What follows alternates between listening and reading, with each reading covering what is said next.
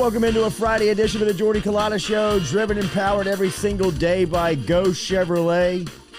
Brand new Go used car lot, express auto lot in Baton Rouge, right here on Florida Boulevard. Stop in and see him. It was good to see Lee Carney in the undisclosed location on Thursday.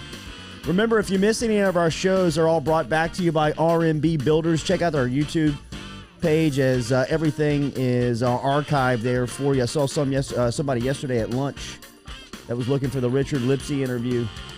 Just go back and look inside interviews where you can keep up. Lizzie's having a little tough time over there getting adjusted. Working out over here, my Lord. Yeah, it'll all be on the interviews page, and also if you stick around at the end of the show, there's a nifty little end card that comes up in the first interview on there. It's the Richard Lipsy interview. Ooh. Because power player, give him the respect he deserves. Absolutely. Sure. Lead off to the Don. It was good to see the Don at Phil's Oyster Bar. Ran into him. We ran into him the other day at Phil's. He goes out in public like that? He does. Back room. Back room at Phil's. The last time that got paid for a meal. 76 probably. Definitely not in this town. Nobody has the balls to hand him a ticket. You ever felt a metal card before? That's right. All right, coming up on this Friday edition of the Jordy Culotta Show, looking forward to it, is Jim Nagy's going to stop by here and talk LSU Pro Day. We'll debate wide receivers or get Nagy's point of view on LSU's crop that's coming out this season, including Racey McMath, who spent some time at the Senior Bowl with Nagy and crew. We'll ask him what his draft stock did this week as he clocked a 4.3 over at LSU's Pro Day. Obviously, we'll get his thoughts on Jamar Chase, Terrace Marshall, and Kerry Vincent, and some of the other storylines as we're underneath inside of a month here before the NFL draft. First round of the draft is a month from last night. Going to come to you from Cleveland. So we'll talk about that with Jim Nagy, who is the executive director of the Senior Bowl, the Reese's Senior Bowl over in Mobile every single year. Barstool Mincy, Ben Mintz, is going to stop by. He's over in the Carolinas celebrating Easter with the family. We'll check in with Mintz coming up at 7:30 this morning. Tom Hart's going to stop by in the 8 o'clock hour as Hart will be on the call for LSU and Vanderbilt in Game 2. Patty G will stop by as Patrick Grimion will stop by. He'll be here every Friday with us on the Jordy Culotta Show, driven and powered by Go Chevrolet. Our coffee's brought to you by Majestic Coffee, locally brewed right here in South Louisiana over in New Orleans. As our coffee is brought to you daily by Majestic. And then whoever we catch up with on the phone lines, Nagy, Mintz, Hart, all brought to you by Metropolitan Health Group. As Metropolitan Health Group, real doctors, real solutions, bringing you our phone lines every single day here on the Jordy Culotta Show. Good God, Kumar Rocker is an animal. Rockin' fire, dude. I mean, I knew, I had seen him play before, but sheesh. It's just unfair. That is what the number one pick looks like. I mean, that is... I'm telling you, you're about to see another one tonight. I know. Well, they say Jack Leiter's better. He's not as physically intimidating. Better? Better. But he is a pitcher. He didn't have a better name. Does not have a better I love name. that name. Does not have a better name. And does not, and I don't want to sound too creepy on this, but does not fill out the uniform like Kumar Rocker does. I mean, that guy I'm going to say, he's got a great ass. Podcast. There's no doubt about it. We put the ass in podcast. The half moon last night on the pitcher's mound in the black uni. He made the black uni look good. I thought a hunt, but I mean... The black unis and the gold pinstripe. What about how he comes off the mound and he takes 2 or 3 steps into the grass? His old man was a ferocious defensive tackle. There he was. For the University of Auburn. Oh, Tracy wow. Rocker. In fact, the earthquake game, the 88 earthquake game between LSU and Auburn, where LSU shook the earth with a last-second regulation touchdown pass between Tommy Hodson and Eddie Fuller. Tracy Rocker was Auburn's that was the face of their defense on a top 5 team that came in to Tiger Stadium that night. Kumar Rocker, though, last night was dominant. Sheesh. Who was going to beat Vanderbilt? I mean, they got the endowment, dude. They're cheating. I know. They're cheating. I know.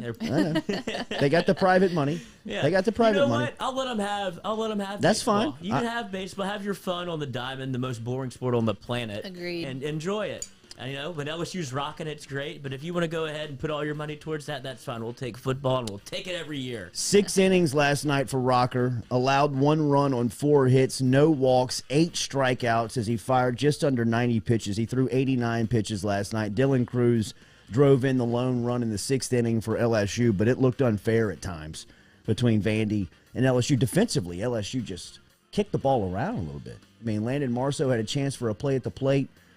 He came up to try and defend a bunt, but he wasn't able to scoop it up. Trey Morgan made a wide throw from first base to home plate that allowed some runners in. LSU just never looked comfortable last night, as LSU now 17-9 on the season. As Lizzie said, I mean, Kumar Rocker comes in and mows you down. Here comes Jack Leiter, who just threw a no-hitter in the conference a couple of weeks ago. And come to find out, he walked the first batter. He walks the first batter. After that, he goes straight in. I mean, if he doesn't walk that guy, he throws a perfect game. I mean, sheesh. When's the game today? I believe it's at 7 o'clock. I don't know when it starts, but it's already over. Yeah, it's 7 o'clock tonight. Wait, so then the third one's Saturday, and no Saturday. Sunday, obviously. No Sunday with Easter. With Easter and all. But you will see this at times during the SEC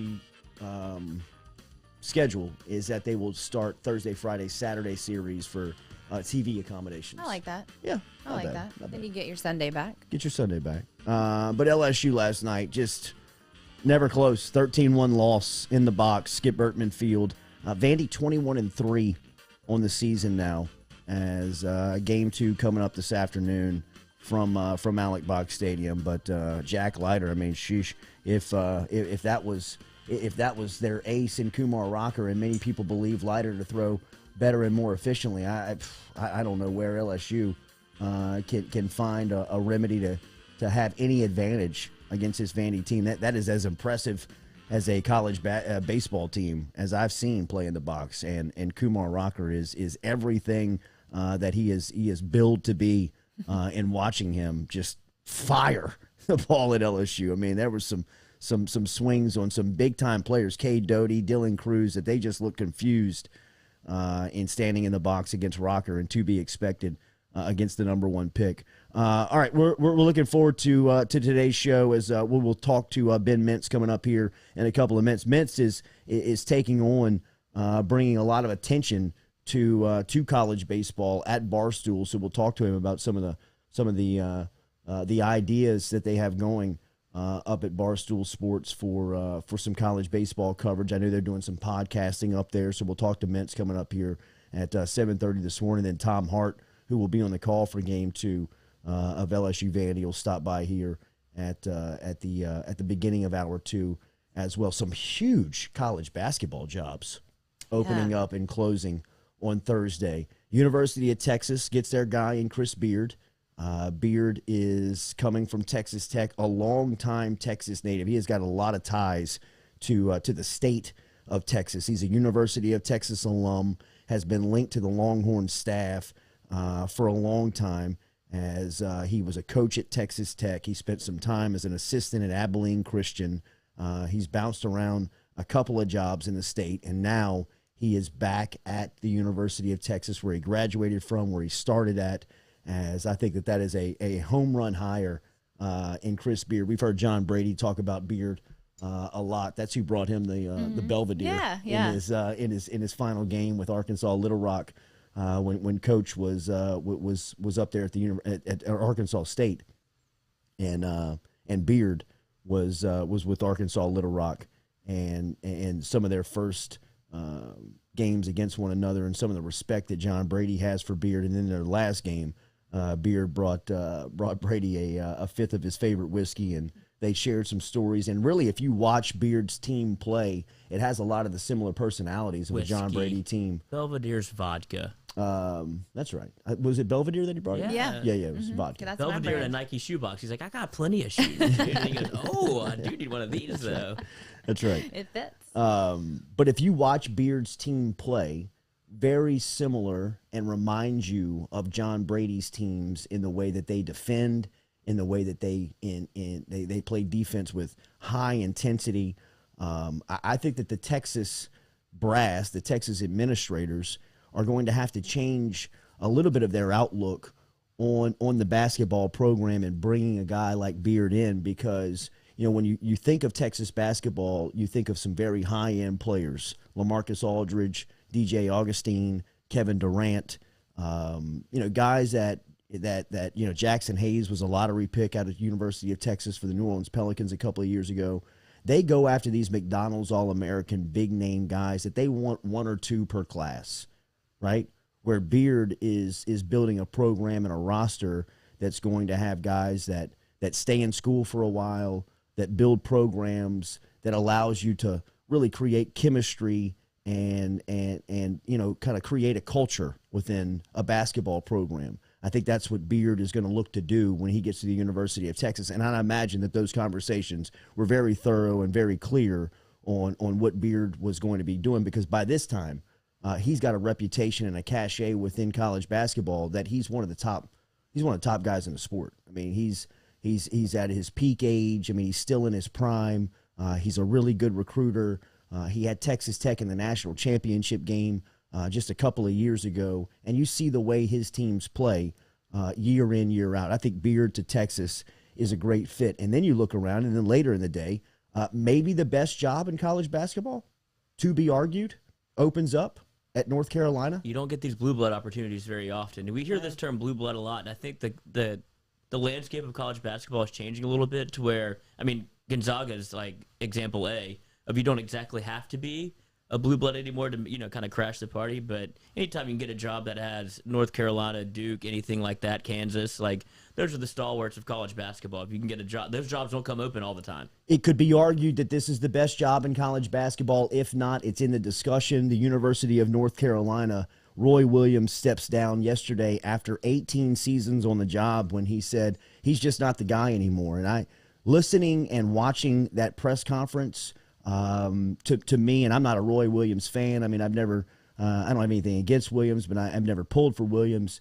But in watching that, it was a coach who has been around the game and cared about the game and seen so many things come through college basketball finally get to a point where he says, this is too much.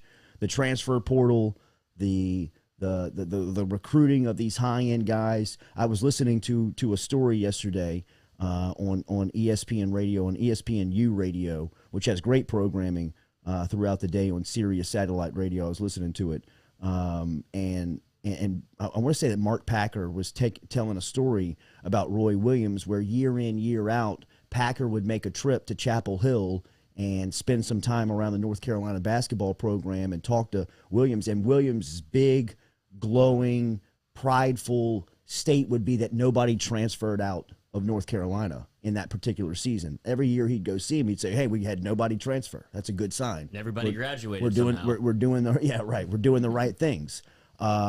Is what kind of Williams would feed back to Packer. Over the last 2 seasons, no school has seen more transfers enter the portal than North Carolina within the game. That had to start weighing on him. For the first time in his career, he was bounced out of the NCAA tournament in the first round. He's been coaching for 40 years.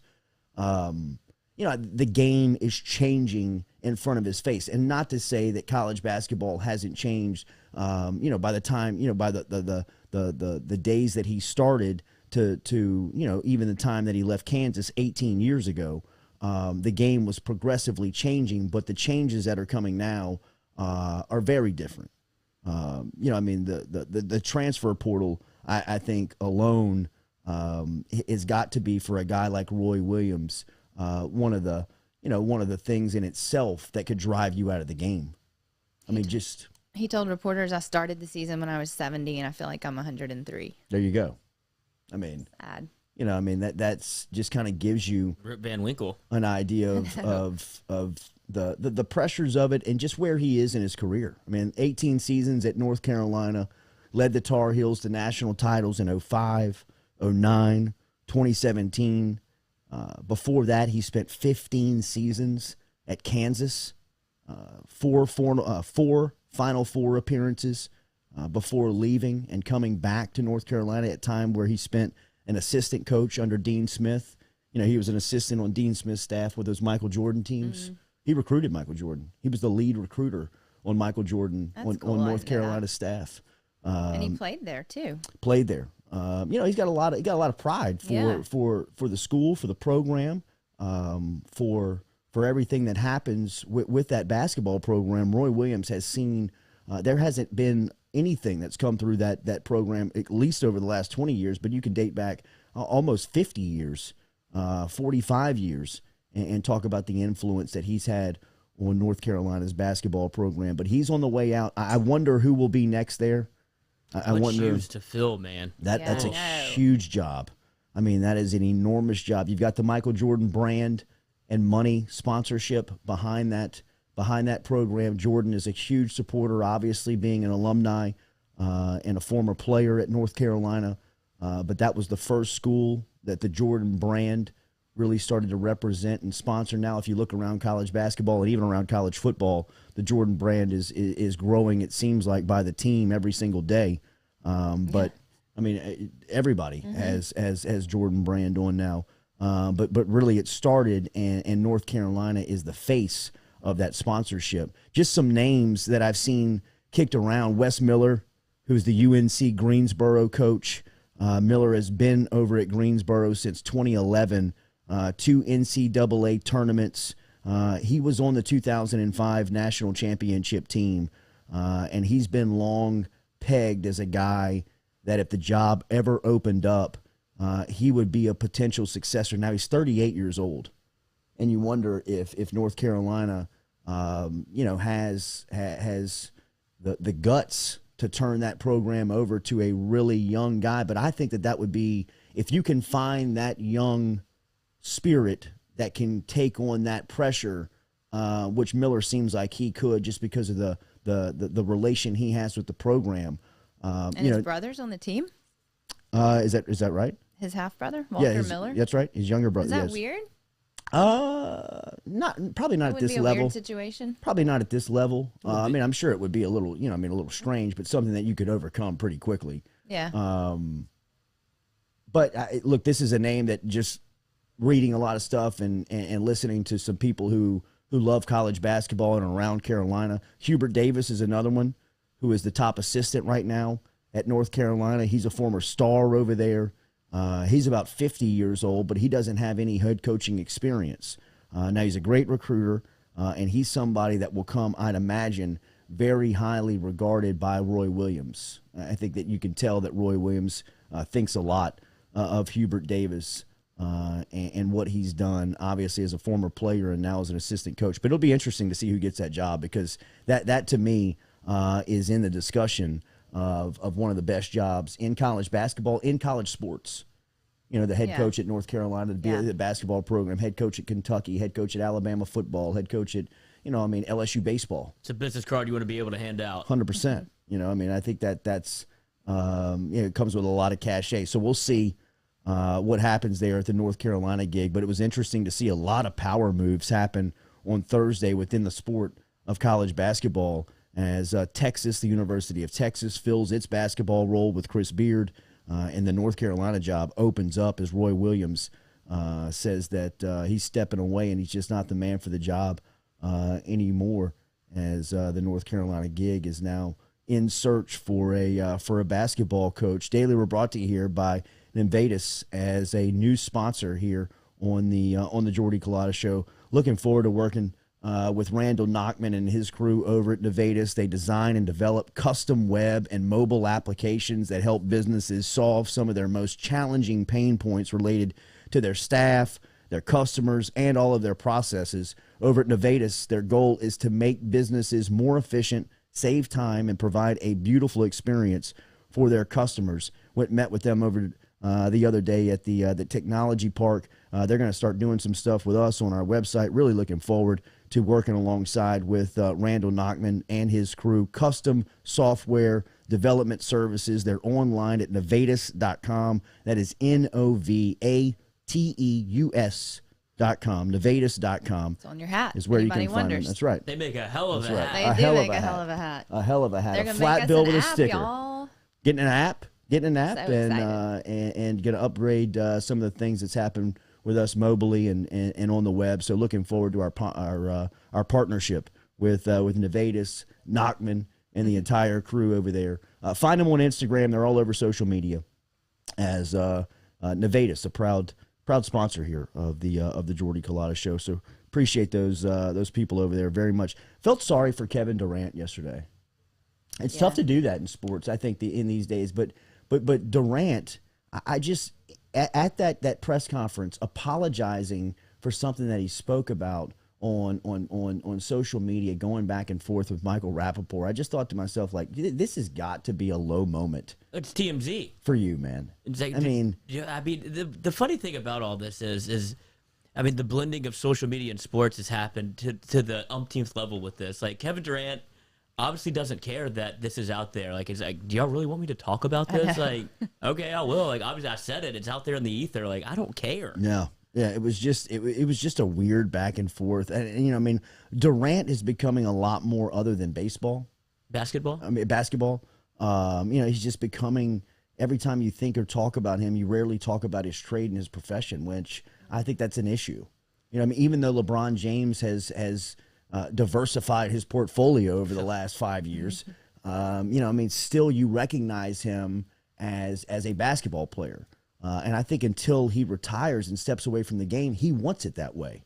Even though he's got his hand in Hollywood and he's got his hand in sports drinks and he's got his hand in, all types of stuff. It's two very different ways to manage a brand. Yeah. Like LeBron is if you could write a book about, all right, if you want to be a consummate professional, this is how you do it. And then Kevin Durant is like the new age version of, I'm going to do whatever the hell I want because I just don't really give a F. Yeah. Like, he doesn't care about his brand because he feels like he has enough cachet in the league because his basketball game's so good. He's like, I can say whatever I want, and I don't really. I'll sit up here and answer questions, and you're going to get another like shoulder shrug. I don't really care about this. I'm gonna keep doing it. Well, and his apology reflected that. I think. It was. I'm sorry that people have seen the language I used. I mean, I like that. And I think that's probably his agent saying, "Look, man, you got kids that are fans." Yeah. You know what I mean? But he doesn't. I don't think he cares. Yeah. No, he obviously doesn't. Have you ever seen a bigger star turd than Kevin Durant, like the humble superstar to absolute heel? Dick Vitale. He just got a new contract. I mean, in fact, Vitale told me on the phone last time, you just wait about 10 days from now and see if I'm overrated. See if I'm done.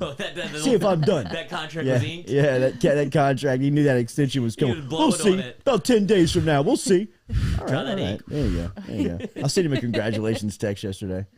You're welcome. Yeah. Did he respond? Yeah. He did? Yeah, he did. That was nice. Yeah, it was nice. That was nice, Jordy. That was nice of you. Yeah, well, I mean, look, man.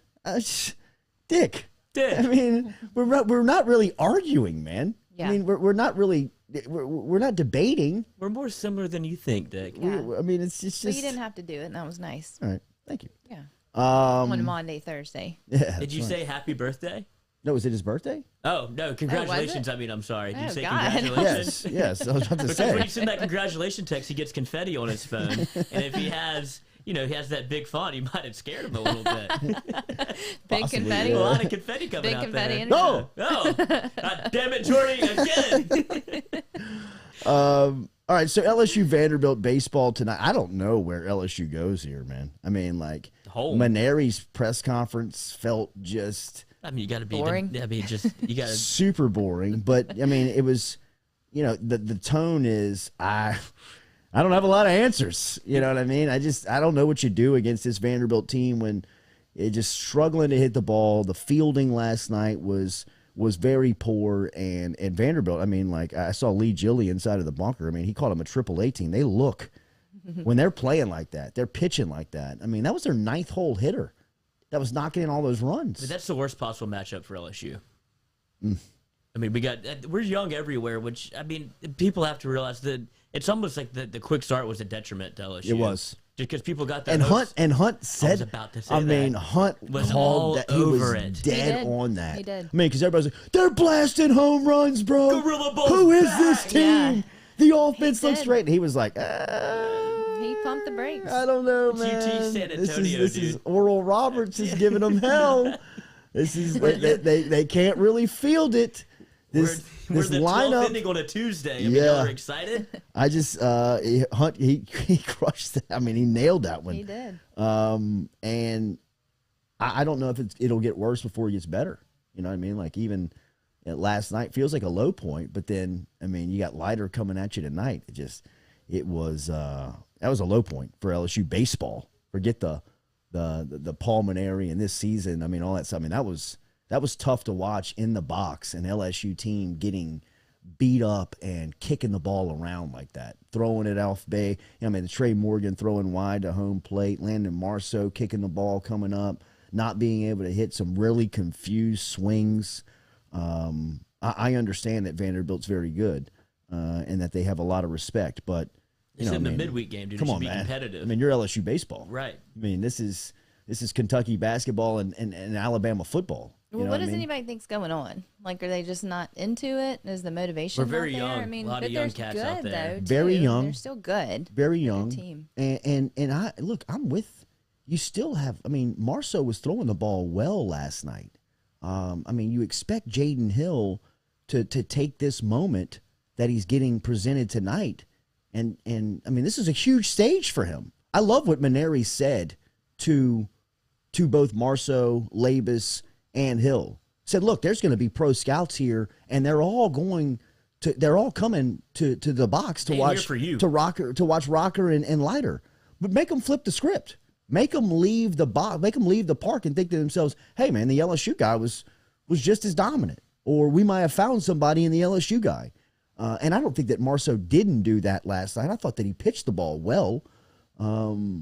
But just defensively, some of the things that you've come to count on in LSU baseball, just being a solid group, let them down. Wheels fell off yesterday. And it has to be dejecting as there's, I mean, both those guys are, you would say dominant front-end pitchers in Marceau and Hill, but even Labus. You have to feel like if you give up a run, they're like, well, this thing might be over. Like, I can't give up anything, especially against Vanderbilt. Like, if I go down 1-0, might as well be 10-0. And that's kind of what it felt like last night. Like, once you give up 1 run, 2 run, then the wheels fell off because they're like, well, we're not going to be able to score tonight. So 2-0 might as well be 20-0. Yeah.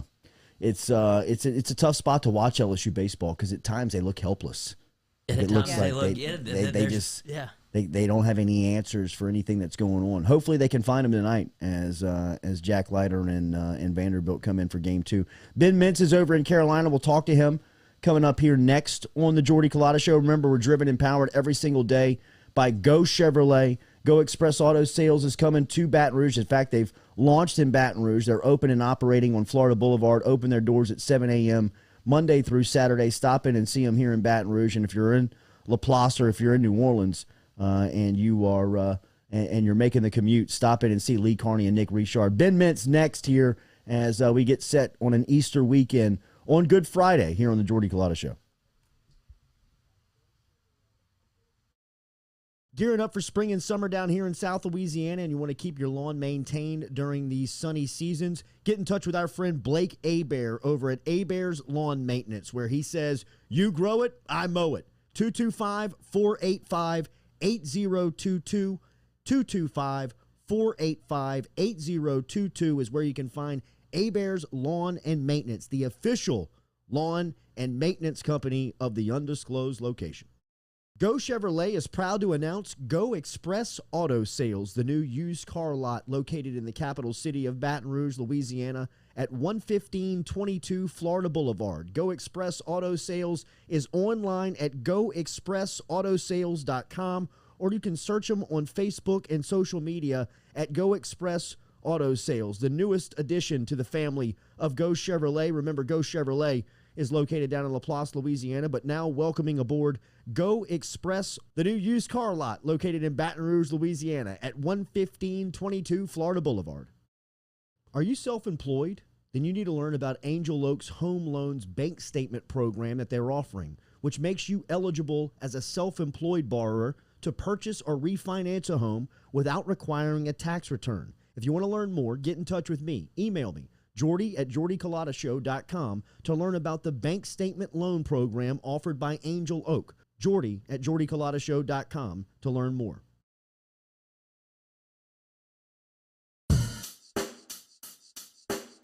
Check the mic and make sure it sound right, boys.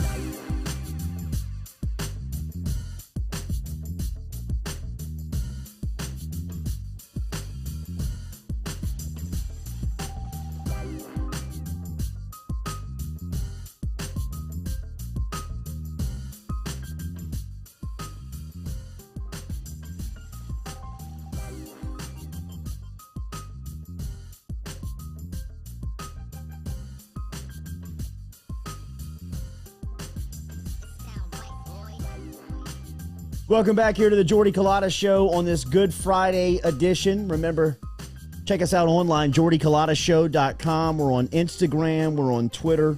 All of what you could catch here on the Jordy Culotta Show is always brought back to you in podcasts. R&B Builders, Rhett Bourgeois and his crew, 921-7062. Call them today for a custom-made home. If you need reconstruction, get in touch with them. Whoa. rmb-builders.com. I got sniped. Give me one. Give me 10 seconds, Lizzie. That is a guttural noise. That was Could have been worse. a grenade. It's a choke. Yes. We've seen it worse. Easter weekend. It's got to be a beautiful Easter weekend for the Mintzes, as Money Mintz has over the last couple of weeks has seen the great western skies of Colorado. He has been up in Manhattan in New York City, and right now he is in the Highlands, the mountains of North Carolina here on this Easter weekend. Mintzy, good morning. How are you? Oh, doing great. Actually, big weekend for the family. My niece is getting baptized on Easter Sunday, Nice. so she's 8 months old. So we're here in the Highlands and flew to Asheville, North Carolina yesterday, and man, beautiful. Very love it. From the Rocky Mountains to the Appalachians. Hard to beat, jealous. but yeah, definitely not too bad. And then I'm actually on Sunday, I'm sneaking over to Charleston for a couple days, and I'm flying back to New York on Tuesday. And so I'm really excited about that too. Sounds like you're going to check out some live music. Yeah, starting to a little bit, you know. Yeah, but no, this is just great getting to see some old friends and family and stuff. And I think I'm sure you go through this. As I get older, I get a little more sentimental when it comes to family and friends and stuff. So, Hell yeah. yeah, Mitzi, great. that's a beautiful part of the country you're in, huh?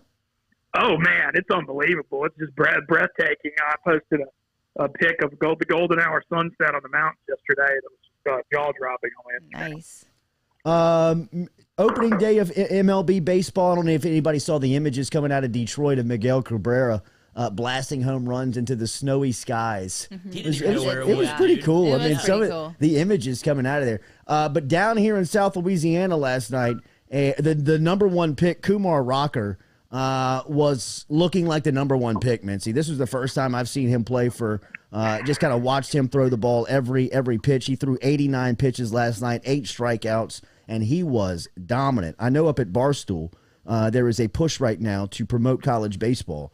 What did you think of Vanderbilt's performance as they came down here to Baton Rouge last night and just shut down LSU in game 1? Man, I'm not surprised by the Kumar Rocker, and then y'all are facing Jack Leiter today. Yes. I mean, these guys are both like not just major league starters already. I think they could be top 3 major league starters on their team. You know, they could be like second or third starters already, and they're in college. That's how incredible these guys are. And you know, it's really unfortunate for LSU that they got swept last weekend at Tennessee because you know it's going to be tough when number one Vandy comes in with the number one pick pitcher. I mean, these are going to be really tough games against Rocker and Leiter. But man, I've just been so impressed by Rocker going back to when he threw.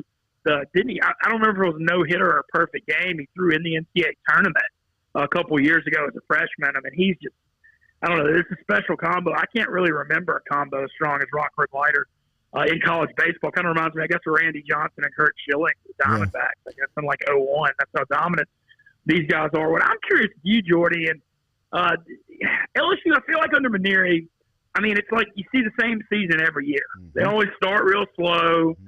Don't do the best during non-conference, start slow in the SEC, and usually they're like 7 or 8 or 8 and 7 halfway through it. And then they turn it on and make a huge run in Hoover and do well in the tournament. But it sounds like people are getting a little restless down there. I know this start, at 1-6 is certainly not great. You're looking at 1-7 after Leiter. What's the pulse down there like right now? Well, I think it's similar to the same in what it's been over the past couple of seasons. I think the burner's been turning up on Maneri the past couple of years. It's very similar feel to the Les Miles football time here, where you recruit at a high level. There's a lot of expectation going into the season, and at some point there's going to be a low point. And look, this program played for a national championship just 3 years ago. They were in the game, but it was the performance that was very similar to the 2011 national championship game, which was really the turning point in Les Miles' career at LSU. And it feels like the the ability to compete at the highest level. When you look at a team like Vanderbilt and see what it looks like to be a really dominant team in college baseball, it feels like LSU's a long way from there. Yeah, well, the thing is, to me, I like the Miles comparison because he's been there. He's been there for a while. I mean, that title he won was 2009, I believe. Yeah. So, I mean, he's been there. Yeah, he's been there. It just, I don't know. He's certainly done a really, really good job, but obviously he wasn't hired by Scott Woodward either. And I don't know. I kind of feel the same thing. It feels like the winds of change could be coming in the next year or two. I don't know. Hopefully LSU will bounce back and, make something this season. I expect they will, to be honest. I feel like when you look at their program, it seems like these near teams always get so much better in mid to late April into May. And, LSU's been the best team in the SEC tournament in Birmingham and Hoover forever. They always make a deep run. So I'm not giving up on the season by any stretch of the imagination. But when you start talking about digging a 1-7, 1-8, a hole like that, I mean, I think to host a regional out of the SEC, you need to probably go 17-13. I mean, you're putting yourself in a tough spot where you're going to have to go, 16-6 down the stretch. The margin for error is going to be razor thin. But there's a lot of talent. I mean, love Dylan Cruz, love Trey Morgan. Those are two of the best freshmen in the country. So I'm kind of perplexed a little bit why it's been this bad. What has been the push over at Barstool to promote college baseball? I know that you're slowly but surely building a team up there. Well, so what's going on with the biggest thing that's been great is Jared Carrabis, who is the #1 baseball podcast in the world, Starting Nine. He's a huge Red Sox guy from Massachusetts. He's taken a huge interest in college baseball the last year or two, and he never really covered it before. And he's got 350,000 Twitter followers. I mean, he's just huge, and there's a push. We're trying to get him and me and Playboy Marty to come down to the Arkansas LSU series, Baton Rouge. You want to check out the box in late April. But that's been great. We've been doing some clubhouses with him, and he's doing a lot of highlights and stuff. And him getting involved in it really legitimizes it because of how big he is. As far as what I'm doing, we're not going to do a podcast this year, it doesn't look like. But we're going to be I'm going to go to LSU, Ole Miss, and Oxford in a couple of weeks, the Ole Miss spring game, and then I'm coming for that Arkansas LSU. And I also already got approved to go to the SEC tournament in Birmingham. And so really I'm just going hard on Twitter and going to do a lot of 1-minute short videos and previews and that kind of stuff. But Barstool hadn't really paid any attention to college baseball hardly at all before that. And I'm getting a good response because, most of my followers are from, a lot of them are from Louisiana and Mississippi, and we know how much LSU fans at Ole Miss and Mississippi State and Arkansas fans all care about SEC baseball. So, we're going to try to grow it organically, but so far the response has been good. And it kind of just comes back to this, Jordy, from a business standpoint. I had a big meeting at Barstool with Jim Simons, the head of production, the other day. Look, I went in there and told her, I was like, I see my role at Barstool. We're already so big in Philly and New York and Chicago and Boston.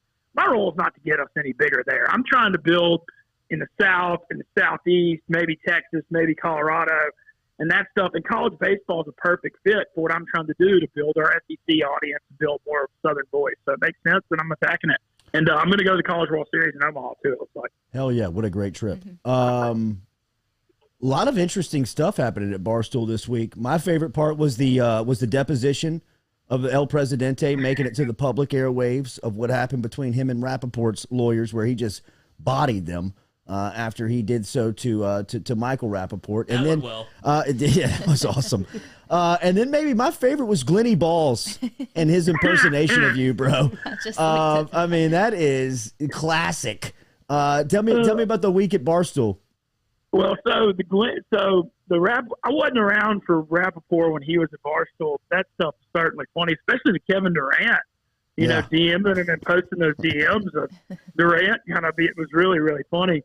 The Glenny stuff's killer, though. Like, ever since I've come in here from day one, Glenny and I have gotten along great, kind of had a funny chemistry. And, I was kind of thinking, like, for after dinner minutes, it's a 1-minute, short video that, I'm probably doing 3 or 4 times a week now because to me, the most important thing is to keep it fresh. Like, I don't want to be putting out run-of-the-mill mediocre product.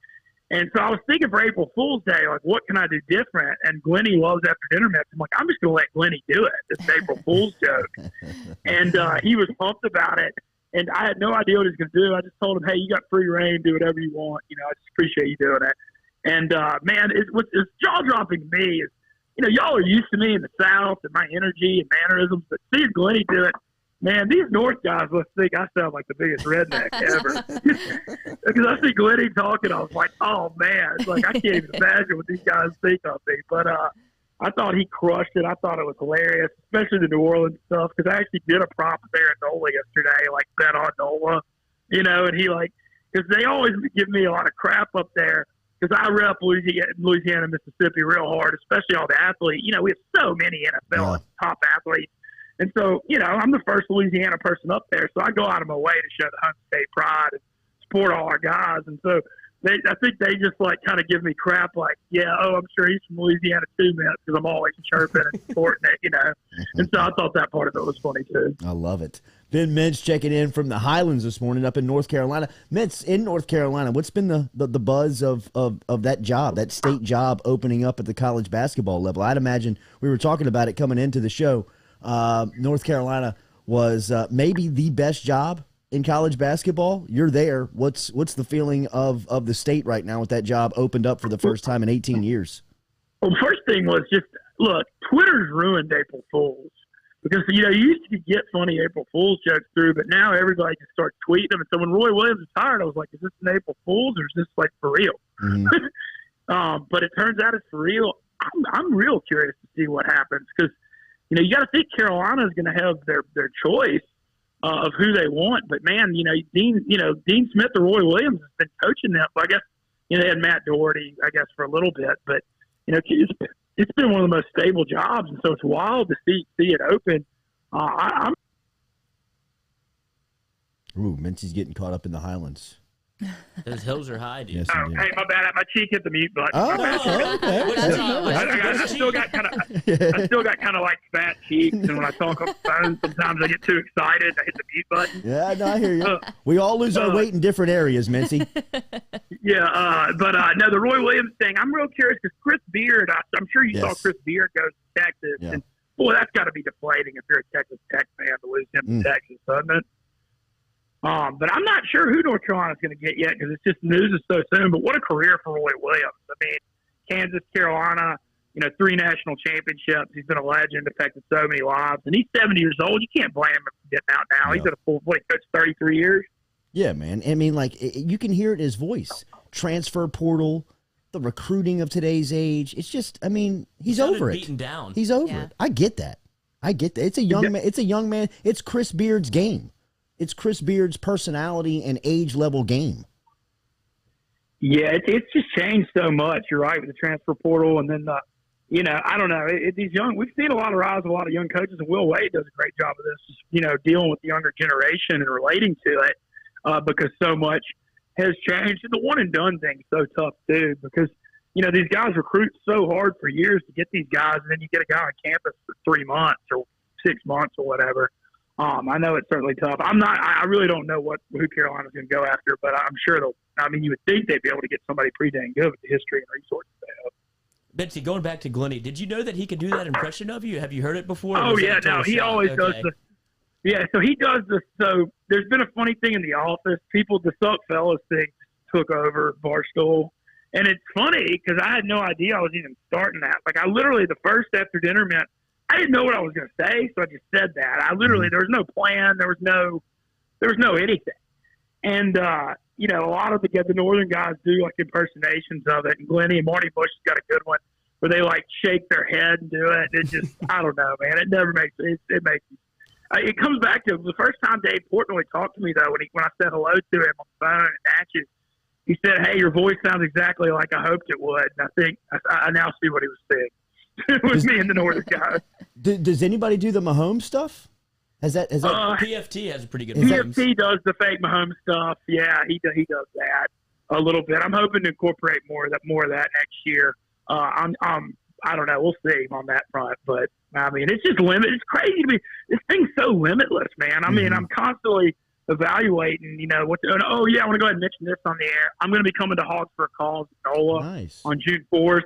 And going to be doing some content stuff from there. I hope you can make it, Jordy, if you're around. That's going to be a huge barbecue music fest to raise millions of dollars for pediatric cancer. I'm you know, really going hard supporting New Orleans. And kind of thinking about dipping my toe into the barbecue waters a little bit, possibly here. You know, I mean, you see what Dave's done with pizza reviews. Glenny's got burgers. I don't see why. You know, me and Playboy Marty hit the road around the country reviewing some barbecue. Sounds fun to me, right? Well, I mean, especially if you're trying to make your name in the South. That'd be a great, that's exactly what I'm thinking. That would be a great regional, I mean, just kind of road trip. Man, Mincy, what a good time.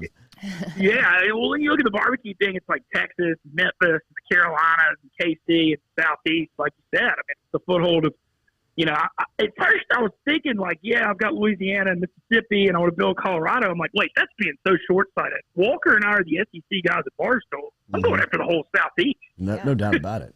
Oh, I mean, and I think you can probably see the popularity of you growing within this region, right? I mean, like somebody told me the other day that they were up in Nashville and that they were at a table and they were talking about Barstool Mincy. You know, I mean, in Nashville, I just think that SEC towns are starting to realize that that's our guy in the Northeast.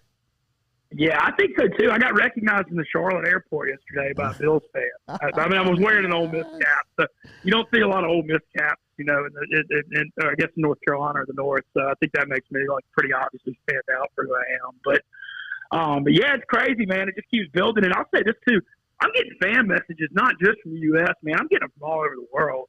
I mean, I've got people from Germany and Australia and South Africa and Wales and stuff hit me up. I mean, it's unbelievable to reach this. To the moon. Those DMs are just on steroids right now, man. Yeah, they're incredible, man. I mean, yeah, man. And I've got a lot of stuff. I'm doing the South. I'm doing that LSU Ole Miss baseball in the spring game. The Ole Miss co-defensive coordinator sent me a really nice one the other day, too, saying how much the Ole Miss coaching staff loves Barstool and what I'm doing. And, you know, Lane's such a fascinating guy. I mean, they're using the Barstool thing for all it's worth to recruit stuff. And, you know, it's fun to play a small part in that. And then, like I said, I'm doing Baton Rouge, and then I'm going to do the SEC baseball tournament, Hogs for a Cause in Omaha. So that's kind of my next couple months of trips. Dude, speaking of with Ole Miss, we got a T-shirt idea. How about come to the SIP, fellas? That's a good one. You take come that to one. the SIP, fellas, yeah. Just on the they're back. Going to do for the Go ahead. Spring game, they're doing party in the SIP for the spring game because apparently Mississippi, I mean, I know COVID, things are certainly getting better, but it seems pretty full bore in Mississippi with vaccines being everywhere. And Lane's been kind of, you know, and obviously LSU, everybody said deal with it. She hadn't been able to get recruits on campus for big visits. And so they're trying to make that LSU baseball weekend and spring game a big visit weekend. Mintz, have a great Easter weekend, buddy. Happy Easter. Thanks for having me on, man. Love coming on here every week. And, keep it rolling. Look forward and I look forward to coming by the undisclosed location when I'm in Baton Rouge. We can't wait. You damn well better, buddy. And if we can get over to Oxford for that road trip for the college baseball series between LSU and Ole Miss, that would be fantastic. Yeah, we can make that. We can definitely make that happen. I'll be in touch this week. All right, buddy. See you. All right. We got the noise. We got the noise. I don't know, man. I don't know. Does he know he doesn't? Sometimes I think he does. Sometimes I think he doesn't. Last week I thought he did. This week I think he didn't. There's just it can't be on purpose. It's my deal. It can't be. And is there somebody else in the car with him? No. He's quick to know. It is. Jawsaw and Spillers brings you the Jordy Culotta Show every single day. Jawsaw and Spillers, our dentist right here on the Jordy Culotta Show. Remember, it's much more than helping you today with whatever you need from a dental standpoint. Pediatric dentist, if you need to get over there for a filler, if you got cavities, if you need your teeth cleaned, if you need teeth whitened, you can get over to Jawsaw and Spillers. But if you need Botox, they can help you out as well. Remember, a part of our giveaways for our bracket challenge over at the Jordy Culotta Show. First place will be walking away with some Botox. Fifth place for you, bro. Even though you're the only one in the top 5 that doesn't have the entire or doesn't have the Final Four. I had Illinois and Villanova in my Final Yeah, that's right. Four. That's right. You only have 2 of the Final 4. But get in touch with Jawsaw and Spillers Dentistry. They are 2 locations, one in Gonzales, one in Baton Rouge. If you're in Baton Rouge, they're on Perkins Road in between Seagan and Blue Bonnet. If you're out in Gonzales or on Prepara Avenue. Online, JawsawSpillers.com. Good to hear from Barstool Mintz, Ben Mintz, checking in here. We will talk to Tom Hart at straight up 8 o'clock. Hart's going to be on the call for Game 2 tonight versus Vanderbilt and LSU. We'll get his thoughts on this Vanderbilt baseball team going into Game 2. We'll also at 8:15 this morning. Talked to Jim Nagy. Nagy will be here talking senior day for LSU football. Jamar Chase, Terrace Marshall, Racy McMath, Kerry Vincent, all of those guys. What did they see happen to their stock after they showed out earlier this week at the LSU Pro Day? 8:30, Doug Thompson going to stop by here as Dougie T, DT9, who was on the call last night for the LSU Sports Radio Network, will be in talking LSU baseball. Does Dougie have some explaining to do from the weekend? We will see. We will see. I'm gonna test the temperature on how he feels coming in, and then we'll see if we can't rattle him a little bit on the way out. So remember, the way that the story goes is that Doug, for a Little League game over the weekend, Doug's coaching third base, and let the record show that at the Jordy Culotta Show, we do think that there is no finer teacher of the game in this city to the Little Leagues than Doug Thompson. I mean, as far as the knowledge of the game, as far as the passion for the game,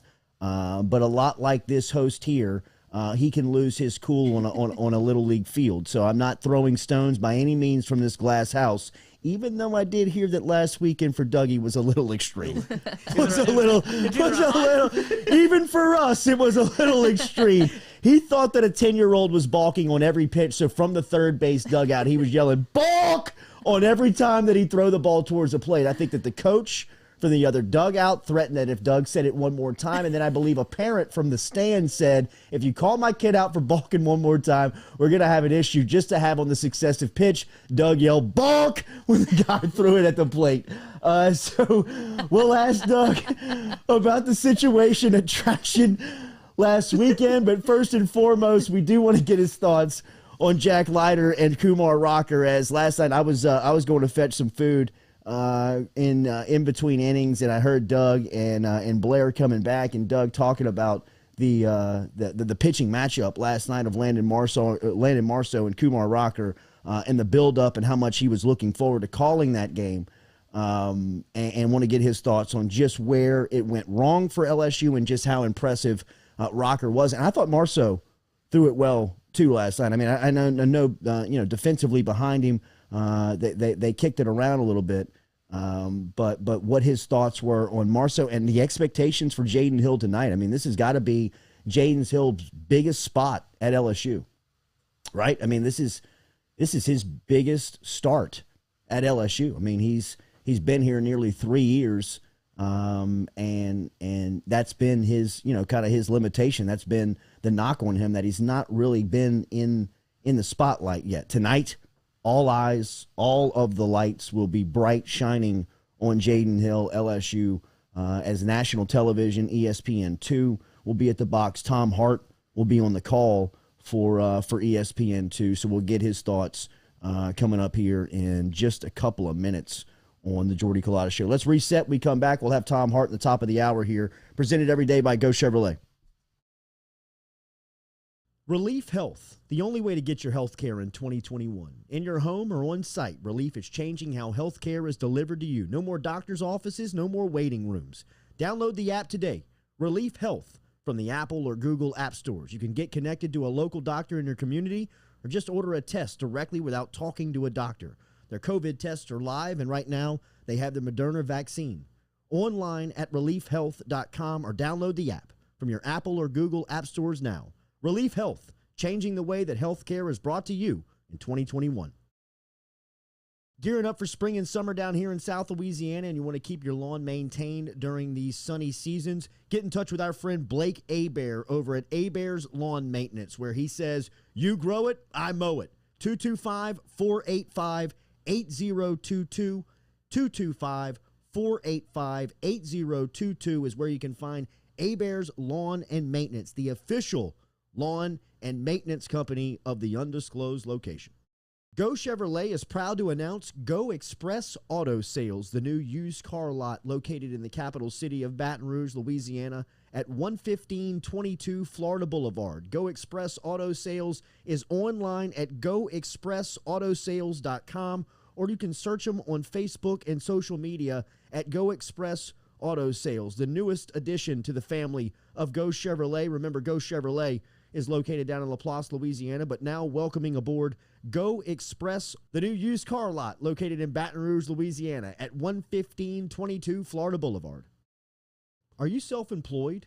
Then you need to learn about Angel Oak's Home Loans Bank Statement program that they're offering, which makes you eligible as a self-employed borrower to purchase or refinance a home without requiring a tax return. If you want to learn more, get in touch with me. Email me, Jordy@JordyCulottashow.com, to learn about the bank statement loan program offered by Angel Oak. Jordy@JordyCulottashow.com to learn more.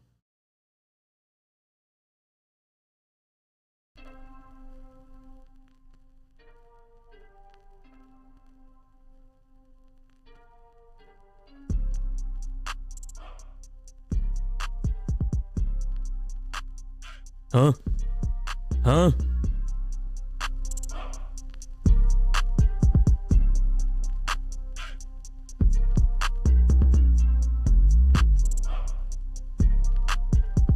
Hart in mere minutes here on the Jordy Culotta Show as we'll talk to the play-by-play for the SEC Network and ESPN. He'll be on the call tonight, ESPN 2, as LSU baseball will be taking on Vanderbilt in Game 2 of that series.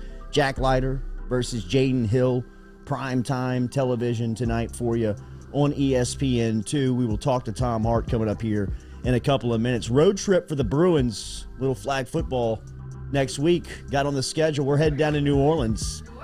Heading down to New Orleans, City Park. Be playing some of the big dogs. To go on the road for flag football? It's not. Not normal. Not normal. This is when Want you to go take this show on the national, road. We'll see. We're gonna find out. You had to go out of the city limits to get a test, huh? Can't hide. Cannot hide when you take it on the road, man. Hey, any place, anytime, anywhere. That's the method. That's the theory, right? We'll play you in a parking lot if we have to. Where do you want us? What time? Where? You have any tape on these kids? What's the deal? We'll see if we can't get down to New Orleans next week on a couple of bike rides and do some scouting. I found out where, Kelly lives in New Orleans. So they do a lot of practicing in Audubon Park and City Park. Was able to link up with their commissioner down there, Mr. Jim Berg, a very famous lawyer down in the New Orleans area. Stepping into some high waters. Yes, indeed. Yes, indeed. Berg was he's one. He's like a typical lawyer, a lot like the Callahans, the McKernans, the big dogs. It's a typical lawyer. Tough to get on the phone. You know what I mean? Oh, yeah, always an assistant. I blew this cat up for a week and a half. Finally, he gave me that call back like, Jesus, man. Can I help you? What do you want? What? Can I help you? No, I want to play. Yes, that's right. I'm like, yeah, I'm trying to take my flag football team on the road, and I want to get down there and play you guys. It's like, by all means, get down here. We want to kick your ass. For God's sakes. These are billable hours. Sheesh. Don't you know I'm on the clock, kid? Phone call is $98. That's right. So the Bruins taking it on the road 1 week from tonight. A little bit of a gamble because next week is spring break, so the kid's going to be away. No practice. Yeah, that is a gamble. So we're just loading Y'all are up good on a enough, Friday though. You'll be afternoon, fine. and we're just going to go see. We've also got it scheduled for back-to-back weekends. So we're off tonight, but for the next 2 weeks, starting on Friday, a week from tonight, the next 2 Fridays, we're down in New Orleans road tripping, man. So we'll see. We'll see. It could be very will humbling, see. or it could See. be a little ego We trip. will see. Yes, indeed. I could be very, very obnoxious, or I could be very, very quiet We'll find out. on a Monday morning. We'll need a full report. Yeah, on things that. go well in New Orleans. This man's going to be in Texas. Yeah, absolutely. Yeah. Absolutely. Any Houston teams you guys know about? Hey, Brandon Harris, let me know. Yeah, right. Tommy boy. Doing good, buddy. 1 second, I'm coming straight to you. All right. We are joined now by the play-by-play of the SEC Network. ABC's getting that college football game, that SEC game. If they're doing voting, I think Tom Hart should be the play-by-play of that game. He is the absolute voice of the SEC. It doesn't matter if it's basketball, baseball, or football. And tonight he will be on the call for Vanderbilt and LSU game 2, where Vandy looked like a AAA team last night, taking care of LSU. Tom Hart joins us now here on the Jordy Culotta Show. Good morning, buddy. How are you? Jordy, what's up, pal? How are you today? I'm doing good, man. I am doing great. Last night was my first time to really sit down and watch Kumar Rocker play. I have seen highlights of him. I remember him throwing in Omaha as a freshman. Last night he threw 89 pitches at the box, and he looked like clear-cut the number 1 pick in the draft. They tell me that Leiter is better. What do you make of these these top two pitchers for Vanderbilt staff? I was just going to say, if you thought that last night's guy was good, wait till you see the guy that throws tonight. It's unbelievable. It reminds me of a story. My wife went to Northwestern. She's had a visit from her parents one time, and they're in one of those famous Chicago pizza places, and it's packed. You got to wait for your seat, right? And they're waiting and waiting and waiting, and there's finally their seat is available. There's a little bit of commotion, but they didn't know what it was. So my wife, then in college, and her parents sit at the table, and the waitress comes up, and everyone in the restaurant is staring at them. Everyone. And the waitress says, "I'm sorry, I don't mean to be rude, but are you famous?" And my wife said, "No, I am not. Have you seen my husband? I don't. Where's this coming from?" And she says, "The funniest thing just happened. Bette Midler was sitting at this table. Wow.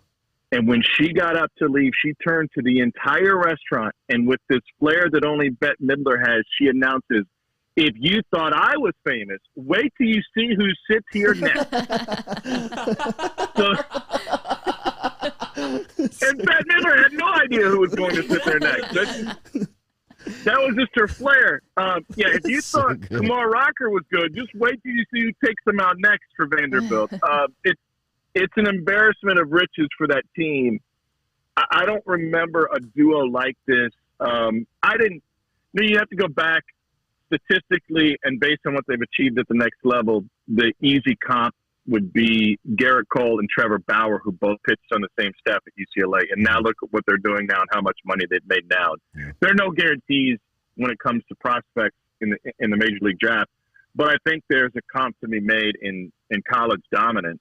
And then I went back and looked at the numbers, and I don't have them in front of me right now, but just going back and looking at dominant pitchers, and I'm talking about going back and include guys like my buddy Ben McDonald, who's going to be on the call with me tonight, and nice. Floyd Bannister at Arizona State back in the 70s, and Max Scherzer at Missouri, and all these guys, and the numbers that keep popping up and the similarities that keep popping up with Jack Leiter, and we're still really early into only his sophomore season, are Steven Strasburg. And Strasburg was a meteor coming out of San Diego State, but he also wasn't pitching against this caliber of hitting. He wasn't pitching in the SEC. He was pitching in the Mountain West. He threw a no-hitter against Air Force, I believe. So, yeah, these two guys are really, really, really good. LSU sits in a place right now to open SEC play that is very unfamiliar to this program with only one win and 7 losses. Where is the state of LSU baseball as you're on the call tonight and doing your preparation? What is the feeling around the program going into tonight? Well, that's a great question. It's honestly hard for me to judge, from a treetop level. Sure. I mean, what do you think? Like, honestly, I'd love to get the feeling of folks there with boots on the ground. I mean, I'm calling the game from my couch tonight. Yeah. What's the feeling around town? It is another season of high expectation going in where it does not live up to that early on, and offensively has been the bit, like last night when they went down 1-0, it felt like they were down 10-0. And I know that they were against that pitcher, against Kumar Rocker, and I understand that, but just offensively, they have no faith in the lineup. There is parts of the lineup, guys like Dylan Cruz and Cade Doty, who have been hot throughout the season, but there has been no consistency there. And then, they were really high and very confident on their front end pitching going into the year. That was kind of the identity of the program going into the year. And outside, Marceau last night was roughed up, but he has been very consistent. But outside of him, they've just been up and down. So I guess the story would be just kind of the roller coaster ride of inconsistency here to start the season. And that has been the feeling around the program for the past couple of seasons. I said it last segment, Tom, and we get this feedback from people that cover and support the program, is that it's very comparable to Les Miles in the way that the football program and the fan base felt around it towards, the latter stages of Miles in Baton Rouge, where they recruited well and the roster looked good. They didn't perform and execute on the field.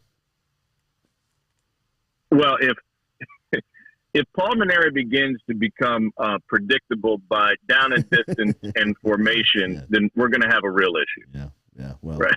Look, you won't find anybody. I support you very much on that Miles theory because he was maddening to watch, and it is not quite there yet with LSU baseball. I think that the comparison is that you have a very talented roster and that you habitually underperform. Yeah, I think the difficulty is I apologize. No, it's all good. I think the difficulty is that was a pretty smooth transition into the car. Yeah, it was. Yeah. I mean, we've gone through some brutal ones. That was a good one. Yeah, it's not always this easy. Yeah, listen. There's a big leaguer in right field. There's a big leaguer at first base. The guy that's taking them out tonight, Jaden Hill, has big league caliber stuff and talent. I'm not offering an excuse here, but it's just an observation, and I've been through this now through football season and through basketball season, is that this year is different. And, SEC football coaches told me, and it's not exactly apples to apples, but because of the transfer portal and because of COVID-19 and because of, honestly, a lot of player rights issues, football coaches said, I can't push my guys like I used to be able to. Basketball coaches said, I can't run my practices like I normally would, or I'll lose these guys. And sometimes literally and sometimes figuratively, right? I mean, Frank Martin can't coach at South Carolina like he did even a year ago because dudes are just going to walk off the court, or they're going to say, you know what, I got a headache. Maybe I got contact trace, and people are going to shut down. So coaches are constantly trying to figure out, how do I get to know my team in this era? How do I coach my team in this era? How do I get the best out of my players? And it's really a new frontier.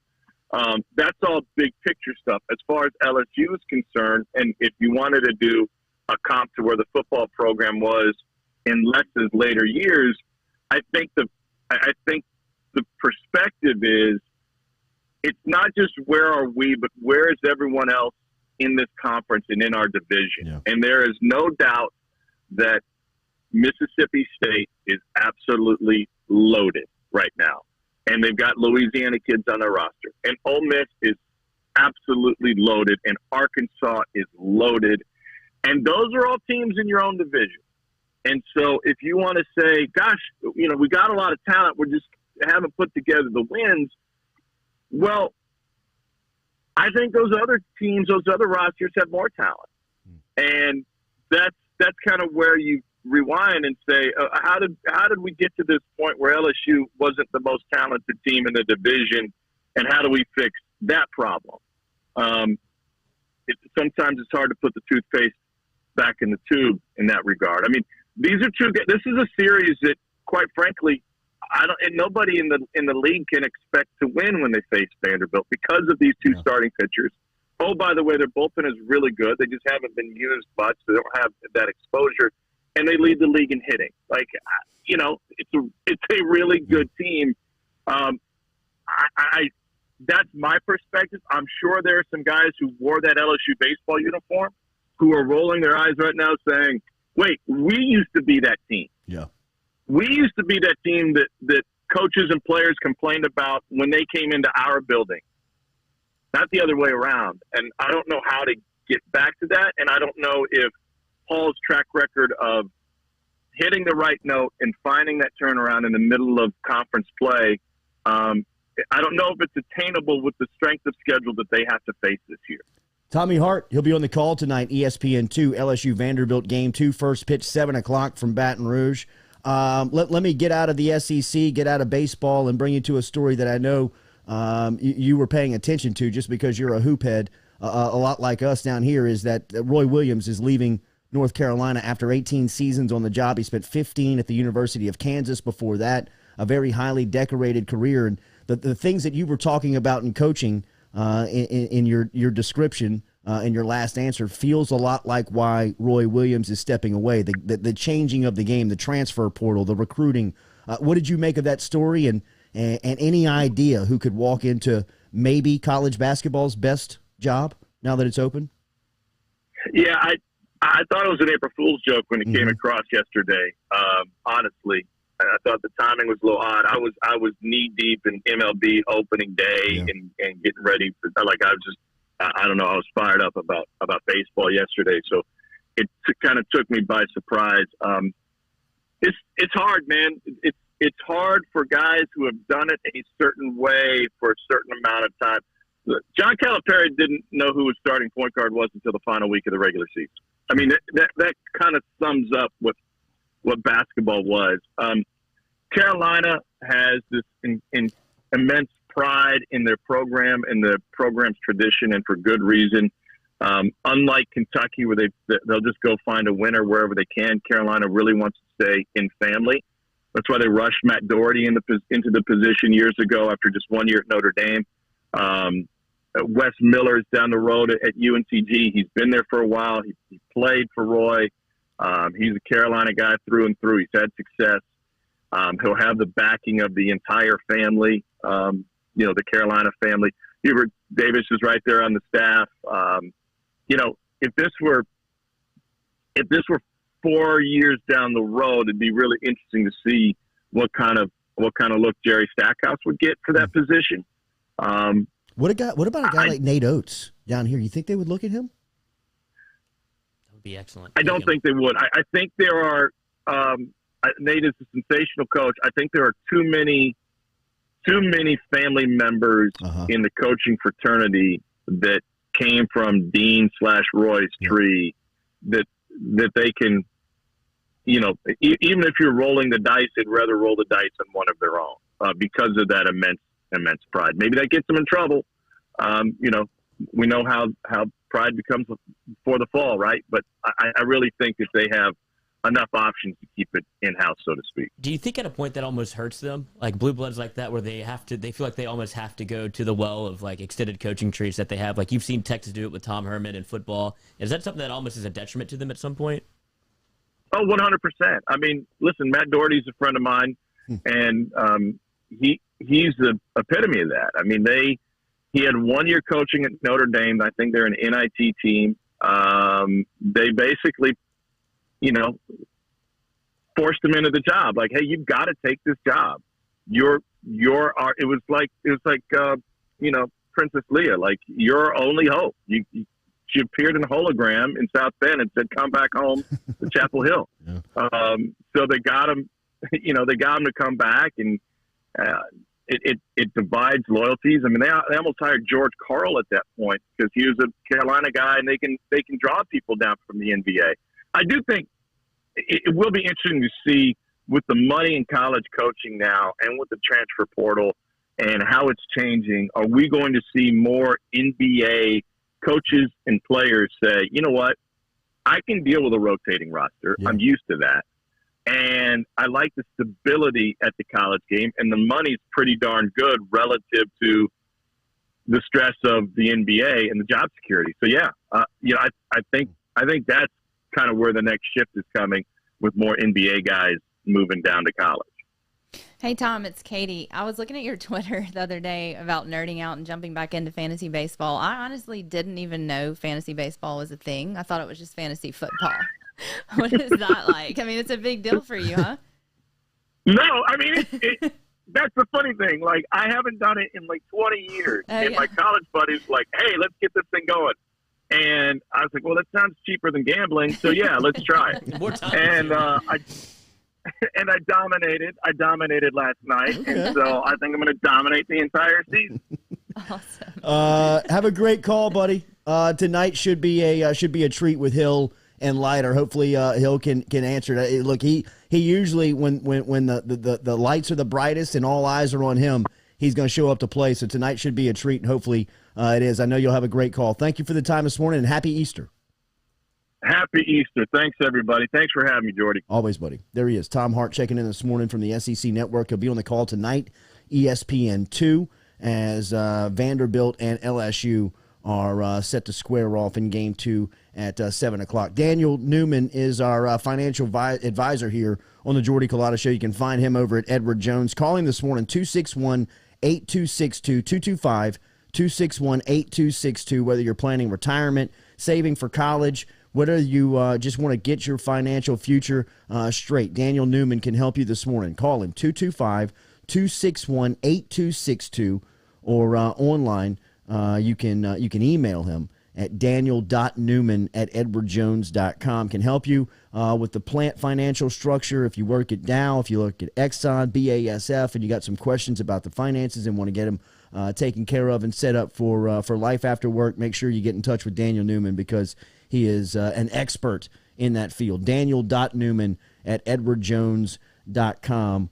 Let us go to our good friend Jim Nagy, who is the Senior Bowl, of course, executive vice president and a longtime scout in the NFL.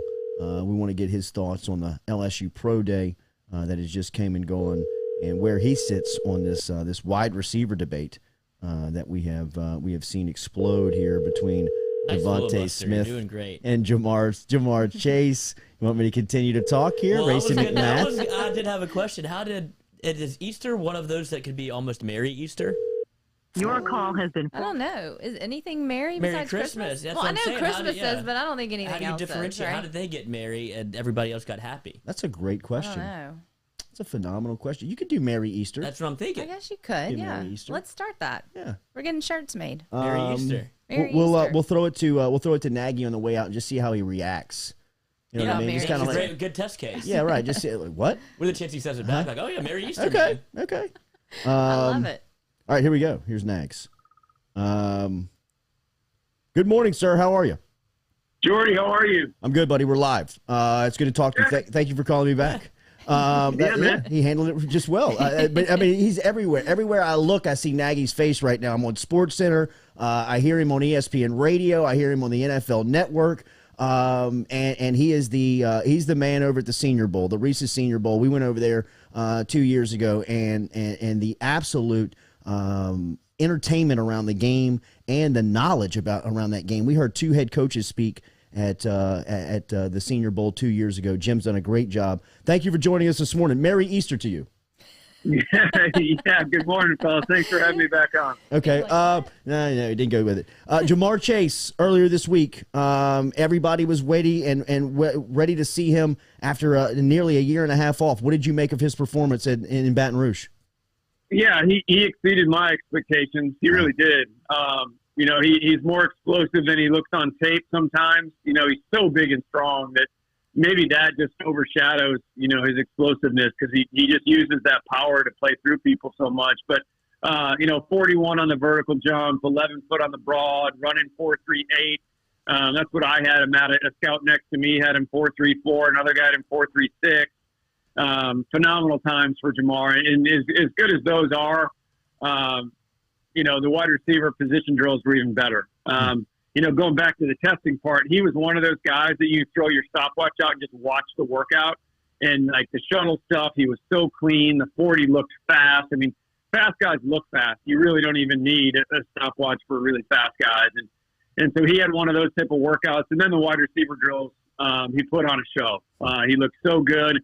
And you could just tell from the reaction of the scouts that were you know, watching the workout. He would take a rep, and guys were like looking over at each other, like, "Did you see that? You know, did you see what I just saw?" Wow. It was kind of one of those workouts. So, yeah, he knocked it out of the park the other day, fellas. A lot of people have been comping him to bigger-bodied wide receivers like Anquan Bolden or Larry Fitzgerald, but he's got more speed than that. What's your comp for Jamar? Yeah, you know, that if there is a question with Jamar, and it's fair. This is a fair question. You know, he plays bully ball at LSU. He's so big and so strong. He's powerful, and that's kind of what his game's built around. That, but he's only 6'3" and he's barely 6'1.5".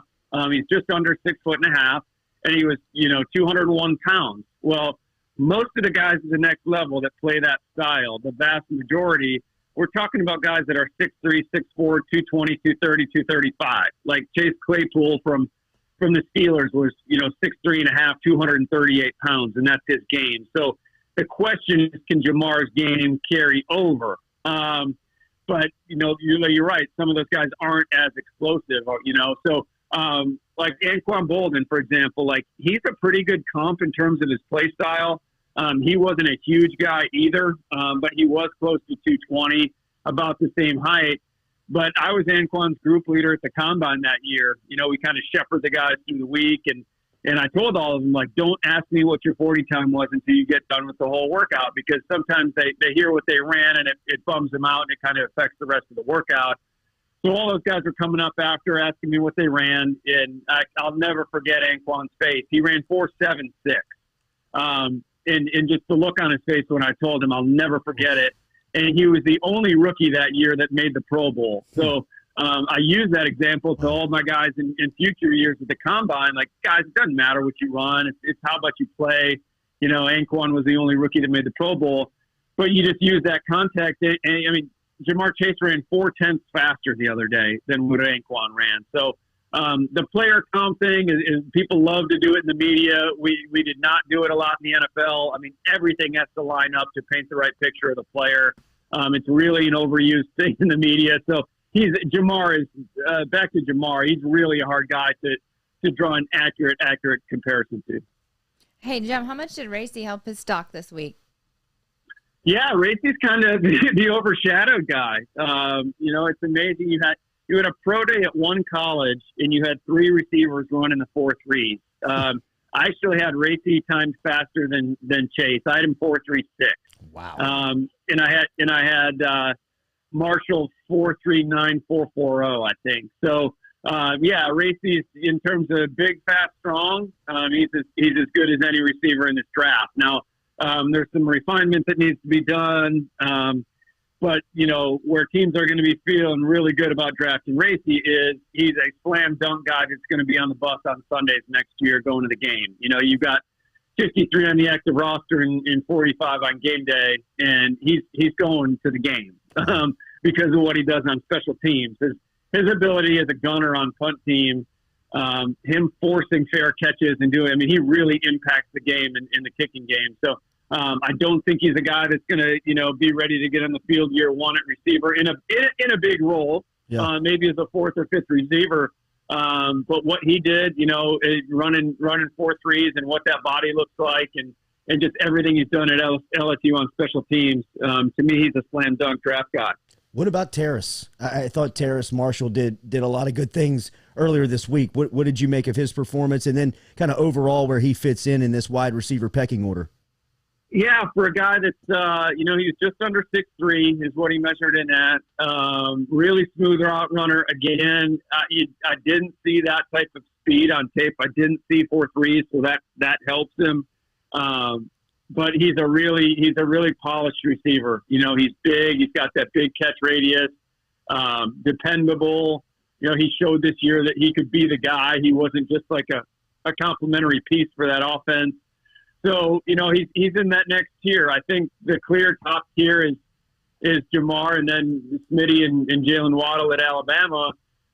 There's a little bit of a shelf there, but there's that second tier receivers like Kadarius Toney from Florida, Elijah Moore from Ole Miss, Rondell Moore from Purdue, Terrace. I mean, there's a really good group of guys. So to me, that's where you got to balance out draft strategy wise. If you're a team, do you take one of the big 3 way up high, or do you address another need there and then fall back in the second round? And even the third round, there's going to be starters into the third round this year. So you address that wide receiver need later, and that's where Marshall's going to fit into that group.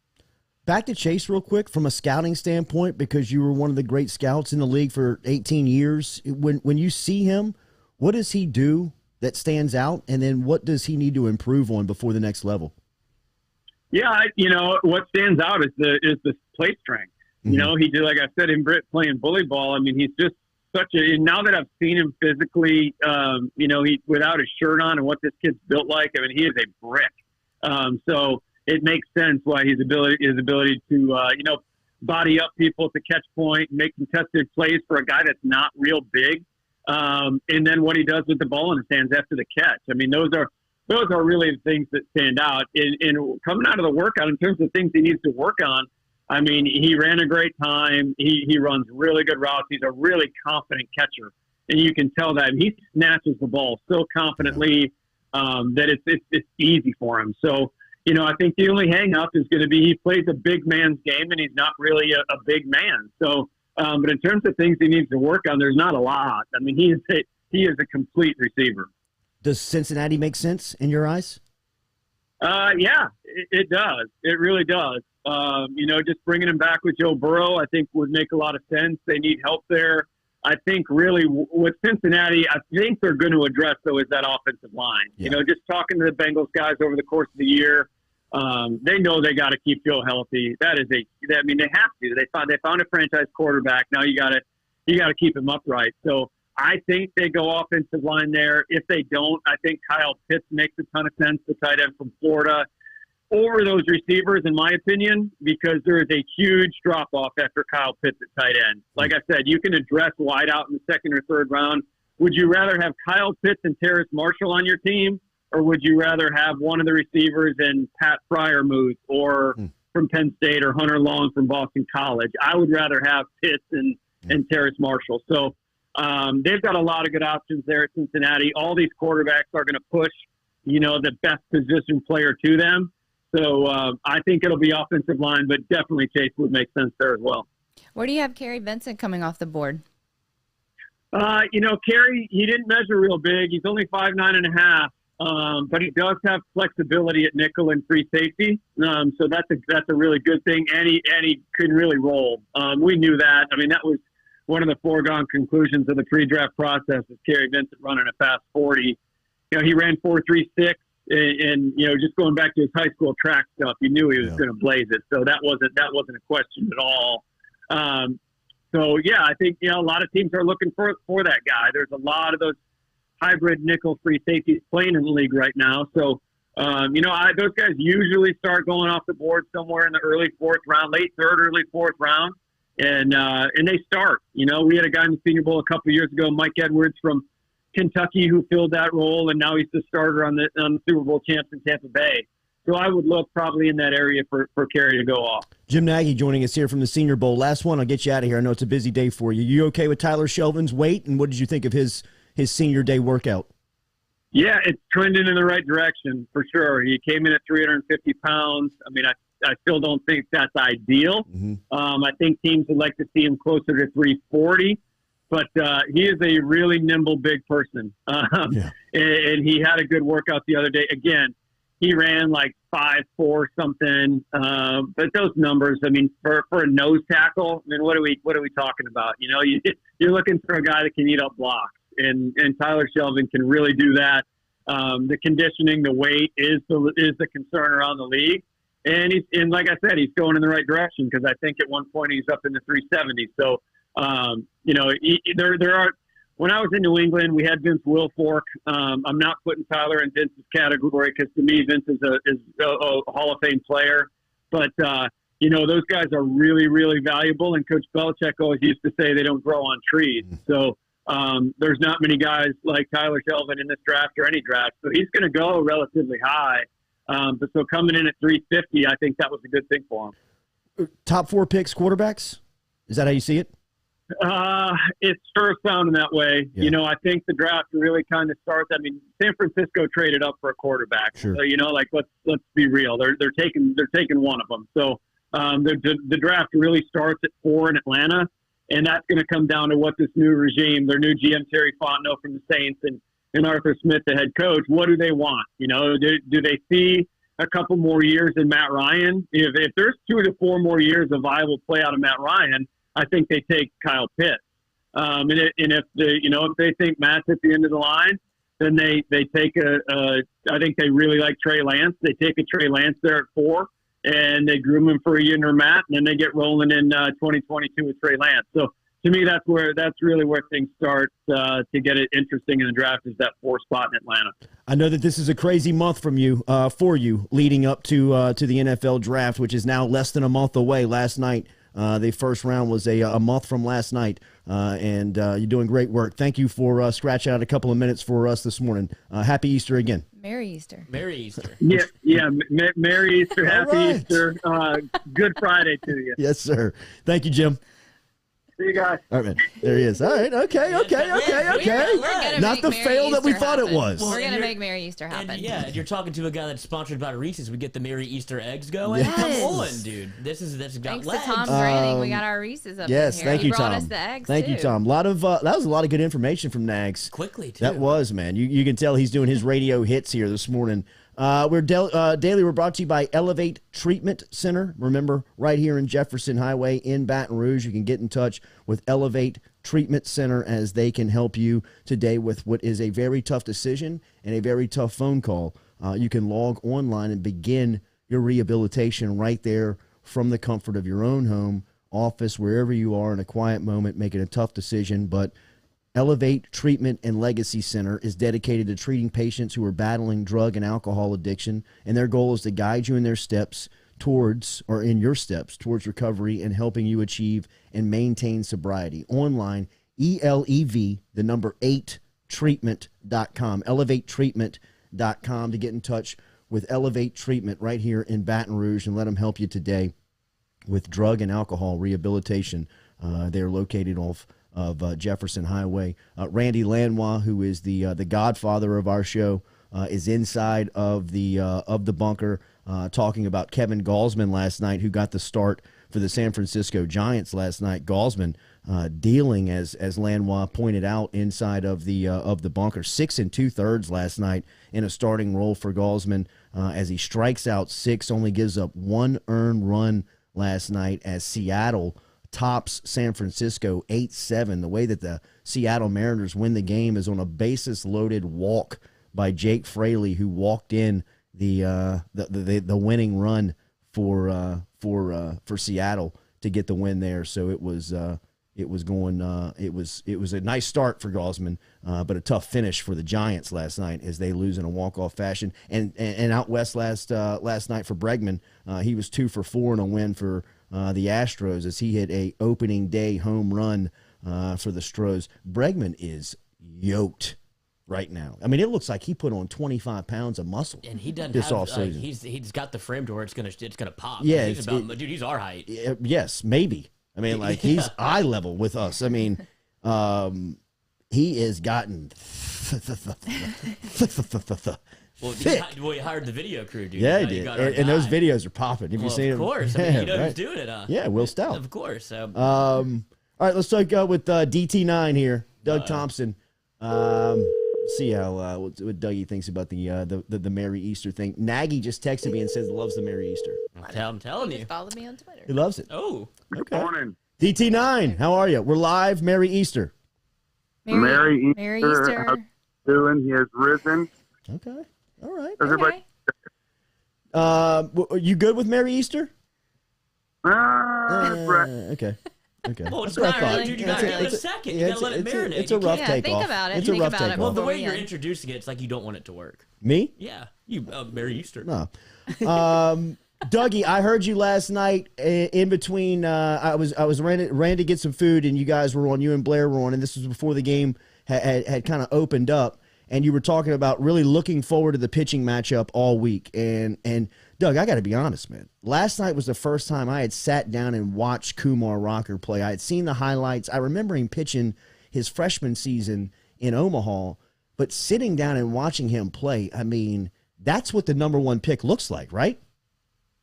Yeah, he was good. You know, I mean, he was literally when he missed on purpose. He didn't walk anyone, 8 strikeouts. Scattered 4 hits as much as you can scatter 4 hits in 6 innings. It was big league stuff. You can kind of see where the hype comes from. He's now 7-0. I don't see many teams beating him this year. And unfortunately for the Tigers, things don't get much easier today. How good is Leiter? I mean, is it real when people say that he's better? I mean, can anybody be better than that? Yeah, I mean, as good, if not better. He throws harder, for one. Sheesh. He's been up to 99 miles an hour. He's 95 to 99. A lot of when guys roll in and they're really doing well, generally speaking, we're talking about scoreless inning streaks. This dude's got a hitless inning streak of 16 innings. That's just crazy. Man, that's bizarre. So, runs will be at a premium, I'm sure, for LSU. And let's hope Jaden Hill is the right guy in the right spot here. I mean, he's obviously has the potential to be as dominant as anyone else in college baseball. So, again, I'll head to the box anticipating and looking forward to a great pitcher's duel. When Landon Marceau, his performance last night, I thought defensively they gave no favors, but he was throwing the ball well, right? Very well. Yeah. Landon Marceau would have, been able to beat the Astros through the first 3 or 4 innings. I mean, he didn't miss, and when he did, it was intentional, and we're talking about a matter of inches. The first 4 innings was awesome. I mean, from a pitcher's standpoint, both pitchers were just locked in, dialed in. They weren't giving each other an inch, and their pitch counts were down, and then things just kind of unraveled there. But that was as good as you can throw the ball. And I hate how things ended up for Marceau. He came into the game only having allowed 1 earned run all year. He gave up 8 earnings last night. So rough night for him, and he'll look for him to rebound and be as dominant as he's been up to this point. Look, all we hear about is when it comes to Vanderbilt is Kumar, Rocker, and of course Leiter. But we didn't really talk much about the fact that their offense was, leading the SEC in hitting with a .313 team average. They got 17 hits last night, so I assume that's probably gone up a couple points. The SEC is the toughest conference in baseball.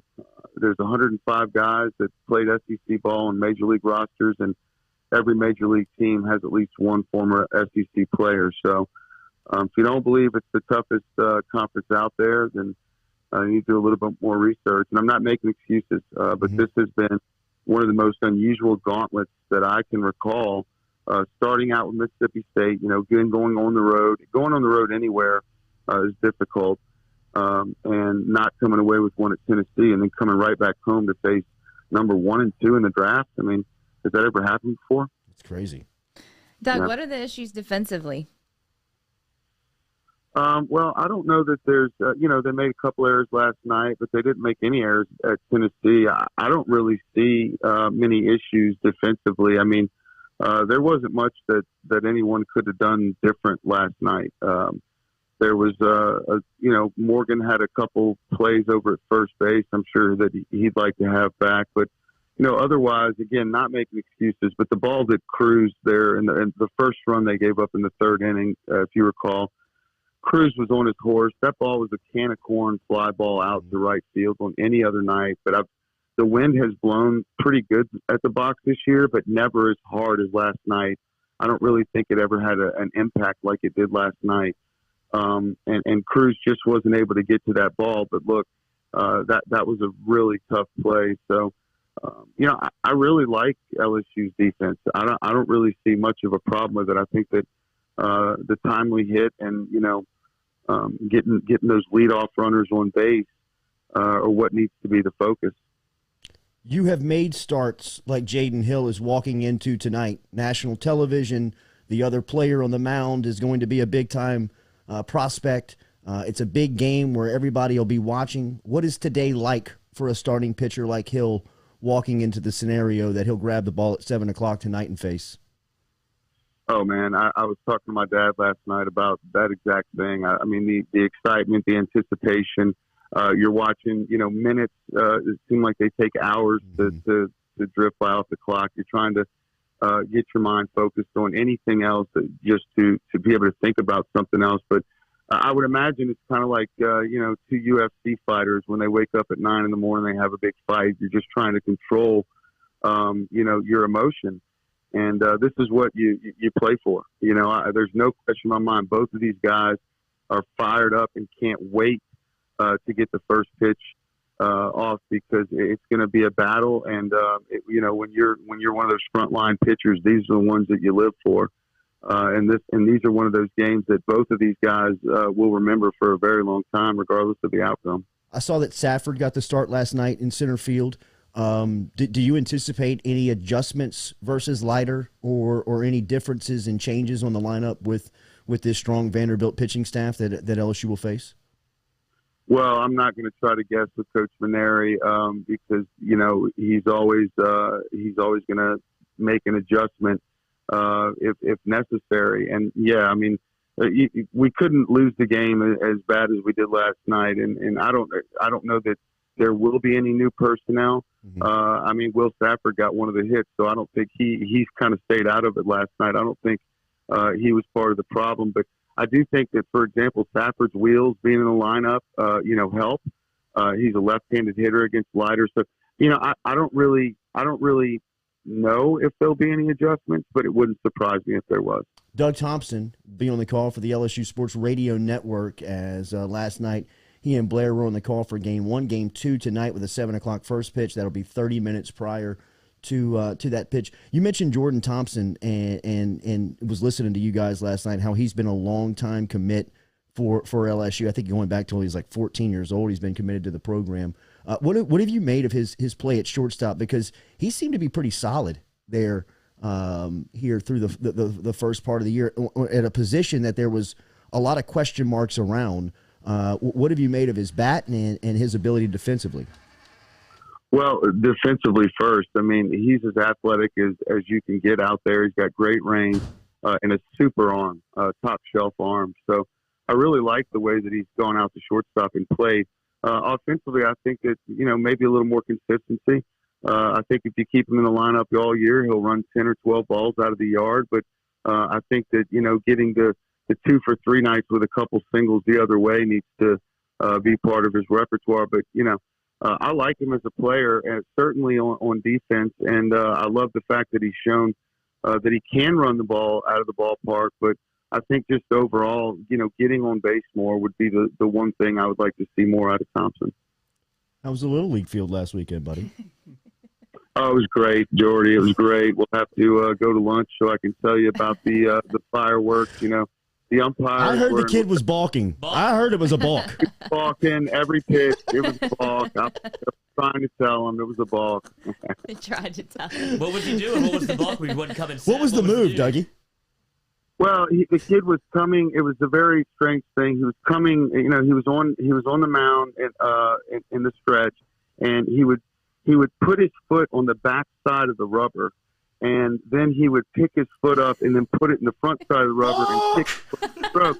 And it's a balk. I mean, it's a balk. Exactly. I needed you there.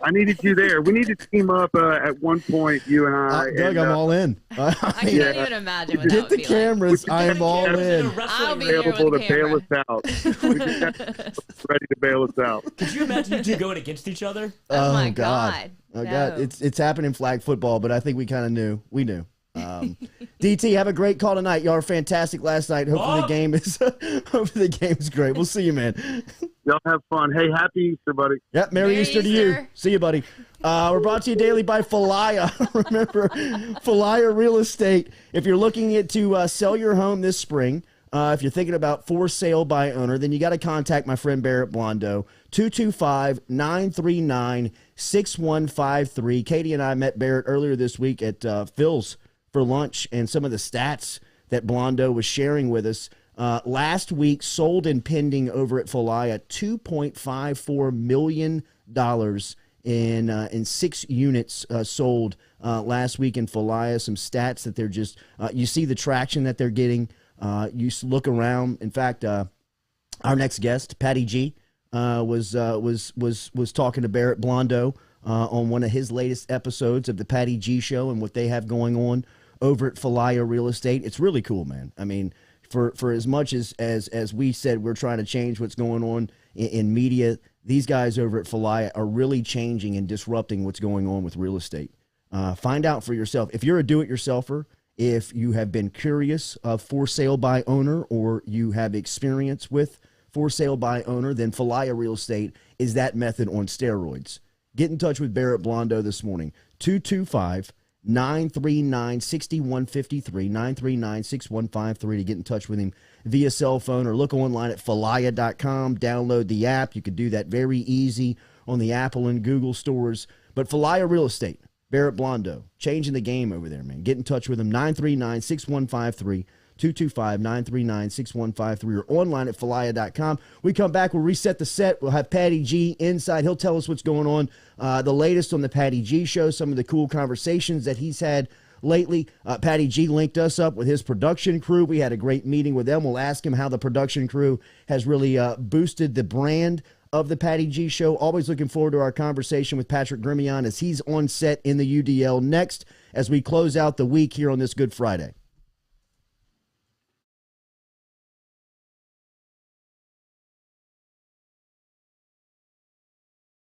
Relief Health, the only way to get your health care in 2021. In your home or on site, Relief is changing how health care is delivered to you. No more doctor's offices, no more waiting rooms. Download the app today, Relief Health, from the Apple or Google app stores. You can get connected to a local doctor in your community or just order a test directly without talking to a doctor. Their COVID tests are live, and right now they have the Moderna vaccine. Online at reliefhealth.com or download the app from your Apple or Google app stores now. Relief Health, changing the way that healthcare is brought to you in 2021. Are you self-employed?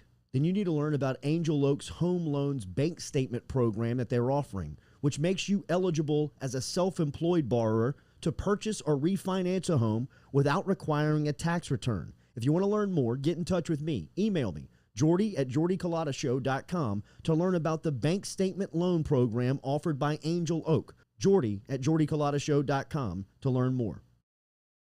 Gearing up for spring and summer down here in South Louisiana, and you want to keep your lawn maintained during these sunny seasons, get in touch with our friend Blake Abear over at Abear's Lawn Maintenance, where he says, you grow it, I mow it. 225-485-8022.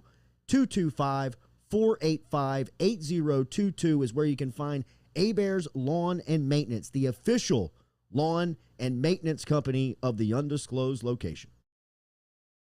Go Chevrolet is proud to announce Go Express Auto Sales, the new used car lot located in the capital city of Baton Rouge, Louisiana, at 11522 Florida Boulevard. Go Express Auto Sales is online at goexpressautosales.com, or you can search them on Facebook and social media at Go Express Auto Sales, the newest addition to the family of Go Chevrolet. Remember, Go Chevrolet is located down in LaPlace, Louisiana, but now welcoming aboard Go Express, the new used car lot located in Baton Rouge, Louisiana at 11522 Florida Boulevard.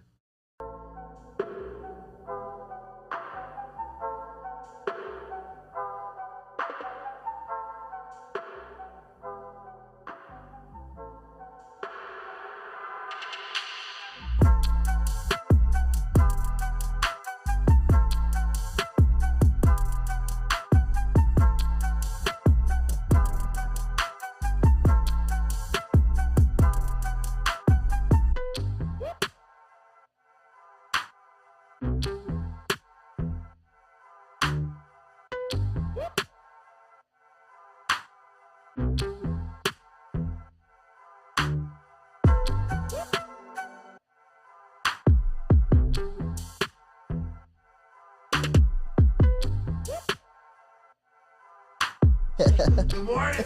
Wake up. Welcome back here to the Jordy Culotta Show, live on this beautiful Good Friday. My goodness, man.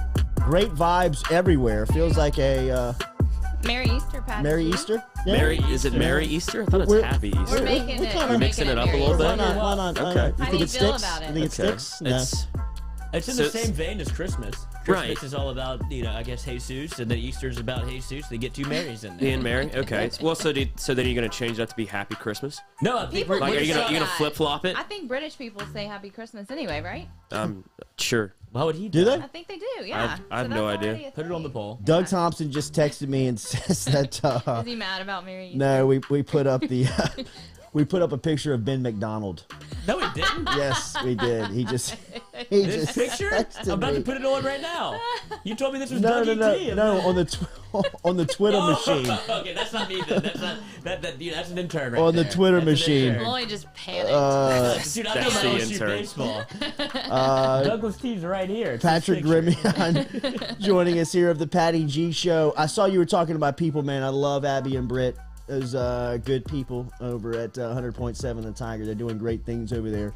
Tell me about what's coming up on the pack. You know what? Before we talk about and promote what's going on, you were talking about your daily regimen in which you work out daily before the sun comes up. How much do you put in to sticking to that regimen every day? How much do you have every day that you have? Routine? Routine. Why couldn't I think of that word? What's your daily routine? So I try to maintain the routine every single day.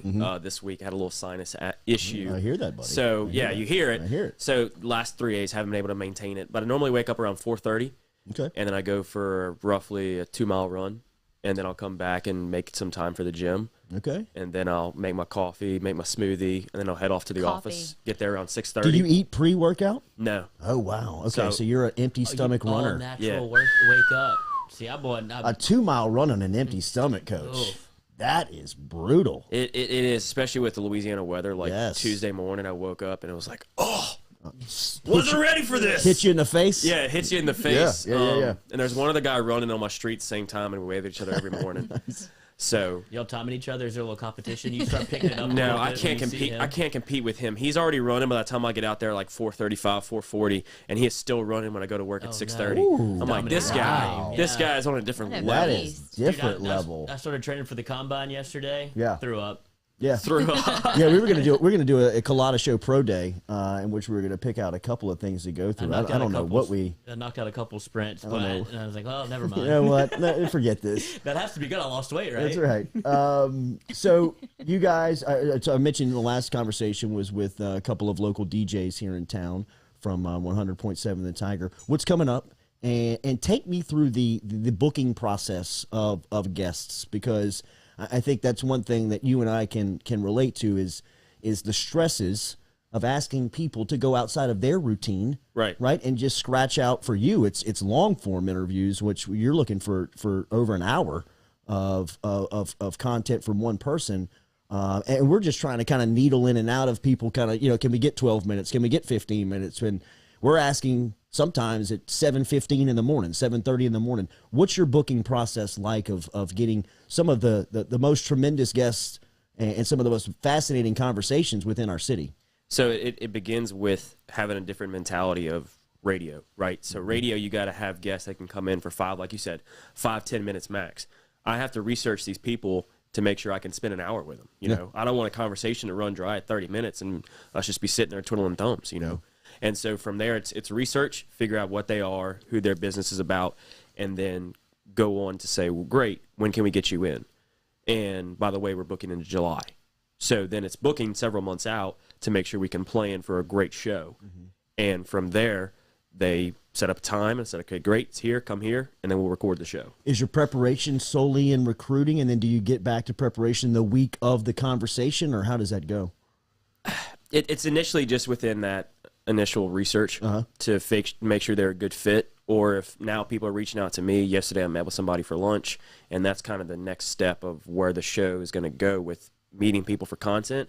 Is if they're reaching out to me, great, let's go eat lunch. I need to learn more about you before we actually sit down. Mm-hmm. And instead of me doing the research, you're going to provide that to me to make sure we can get a good fit. Yeah. We met with your production company who you put us on. What was that decision like because you have a certain sight, a certain sound, you have a certain, when you see your product, it looks the same every single time. And that goes into what is the branding process of the Patty G Show. Talk to me about the production company making the decision to incorporate that into the weekly routine. They came in the picture in December of last year. We took the month off to kind of regroup and rebrand what we're going to do with the show. And I spent probably 11 or 12 hours watching their content they had created prior. So they've done movies, they've done education courses. I'm sorry, Flashbang Productions. Flashbang Productions. Let me make sure and promote them. Flashbang Productions. Yeah, Flashbang Productions. And if you see anything of the Patty G Show in 21, it's all them. And they're tagged and everything, so they should be easy for people to find.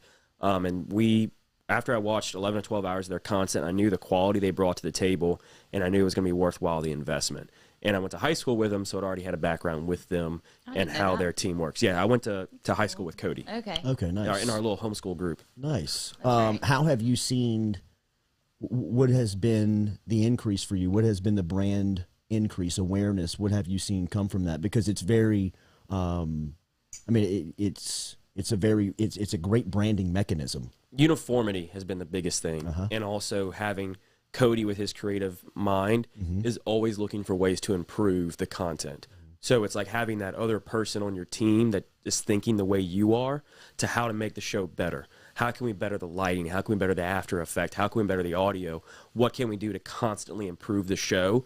And having him on board is having like this right-hand man always thinking in my same headspace, which is huge for me. Absolutely. What's the emphasis now?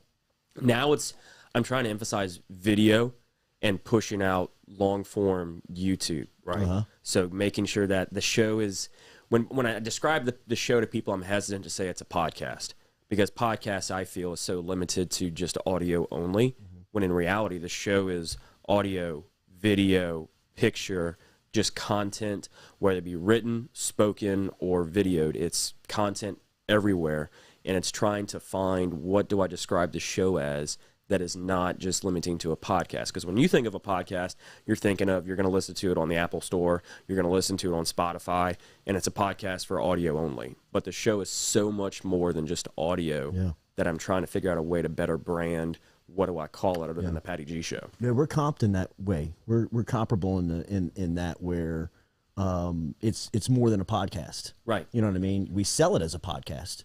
You know what I mean? And we almost promote it as a podcast. But it's a daily video cast that you can access through different platforms.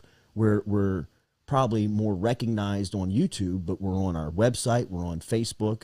We're trying to get into LinkedIn, which I know that you have experience with. What has been, from a social media standpoint, where have you seen the biggest return? Facebook Lives have been huge. Facebook Lives are huge, and I'm trying to get approved to go LinkedIn Live. That's what we're doing too. LinkedIn Live, like I've been trying for 3 weeks, 2 months now. I've been trying to get approved. And the beautiful part about the LinkedIn stuff is that there's no aggregators there. I mean, once you hit live, you're going to your full network, right? Where YouTube and Facebook are now they have more restrictions over that. You've got LinkedIn has the algorithm of an early 2004, 2005 Facebook, right? Where Facebook is now so wide tailored open to what you pay. That's going to give you the most reach is the more you pay for Facebook. LinkedIn is like, no, we're going to give you reach to everybody regardless. Yeah. You know, because we're trying to grow everybody's network. And so long as they stay true to that, I think people will continuously attract themselves to LinkedIn. Why are they making it so difficult to get there, though? Money. Ad dollars. Every person on Facebook. Are you talking about like LinkedIn Live? Yeah, LinkedIn Live. Because they want to control and make sure the brand stays on point. They don't want people to come on LinkedIn Live and just totally promote coat hangers for 2 hours. Right. They don't want it to be like a QVC, right? It's a professional network. So they want to make sure that whenever they do in the review process, you're putting out genuine content, and you're going to continuously put out content, right? Yeah. So they say it's based on how many videos, original videos you upload to the network, how often you post, and what your engagement looks like before you're able to get accepted. So if you're going to come on and have business conversations and you're going to come on and talk business, then you're more likely to get on than someone who's going to come there and, like you said, sell coat hangers for 2 hours. Yeah. I mean, that seems tailor-made for you, for what you're doing. Coat hangers? No. LinkedIn. The man pushes product. But yeah, I mean, LinkedIn. I mean, it makes and LinkedIn. It's a wide open space, man. We need to be there. Everybody needs to be there. LinkedIn has this persona of just being to business. Get a job. Right. No, just to get a job. Like, people think they go on there to apply for jobs. They upload their resume. They promote what they've done in their workspace. While that is a big part of LinkedIn,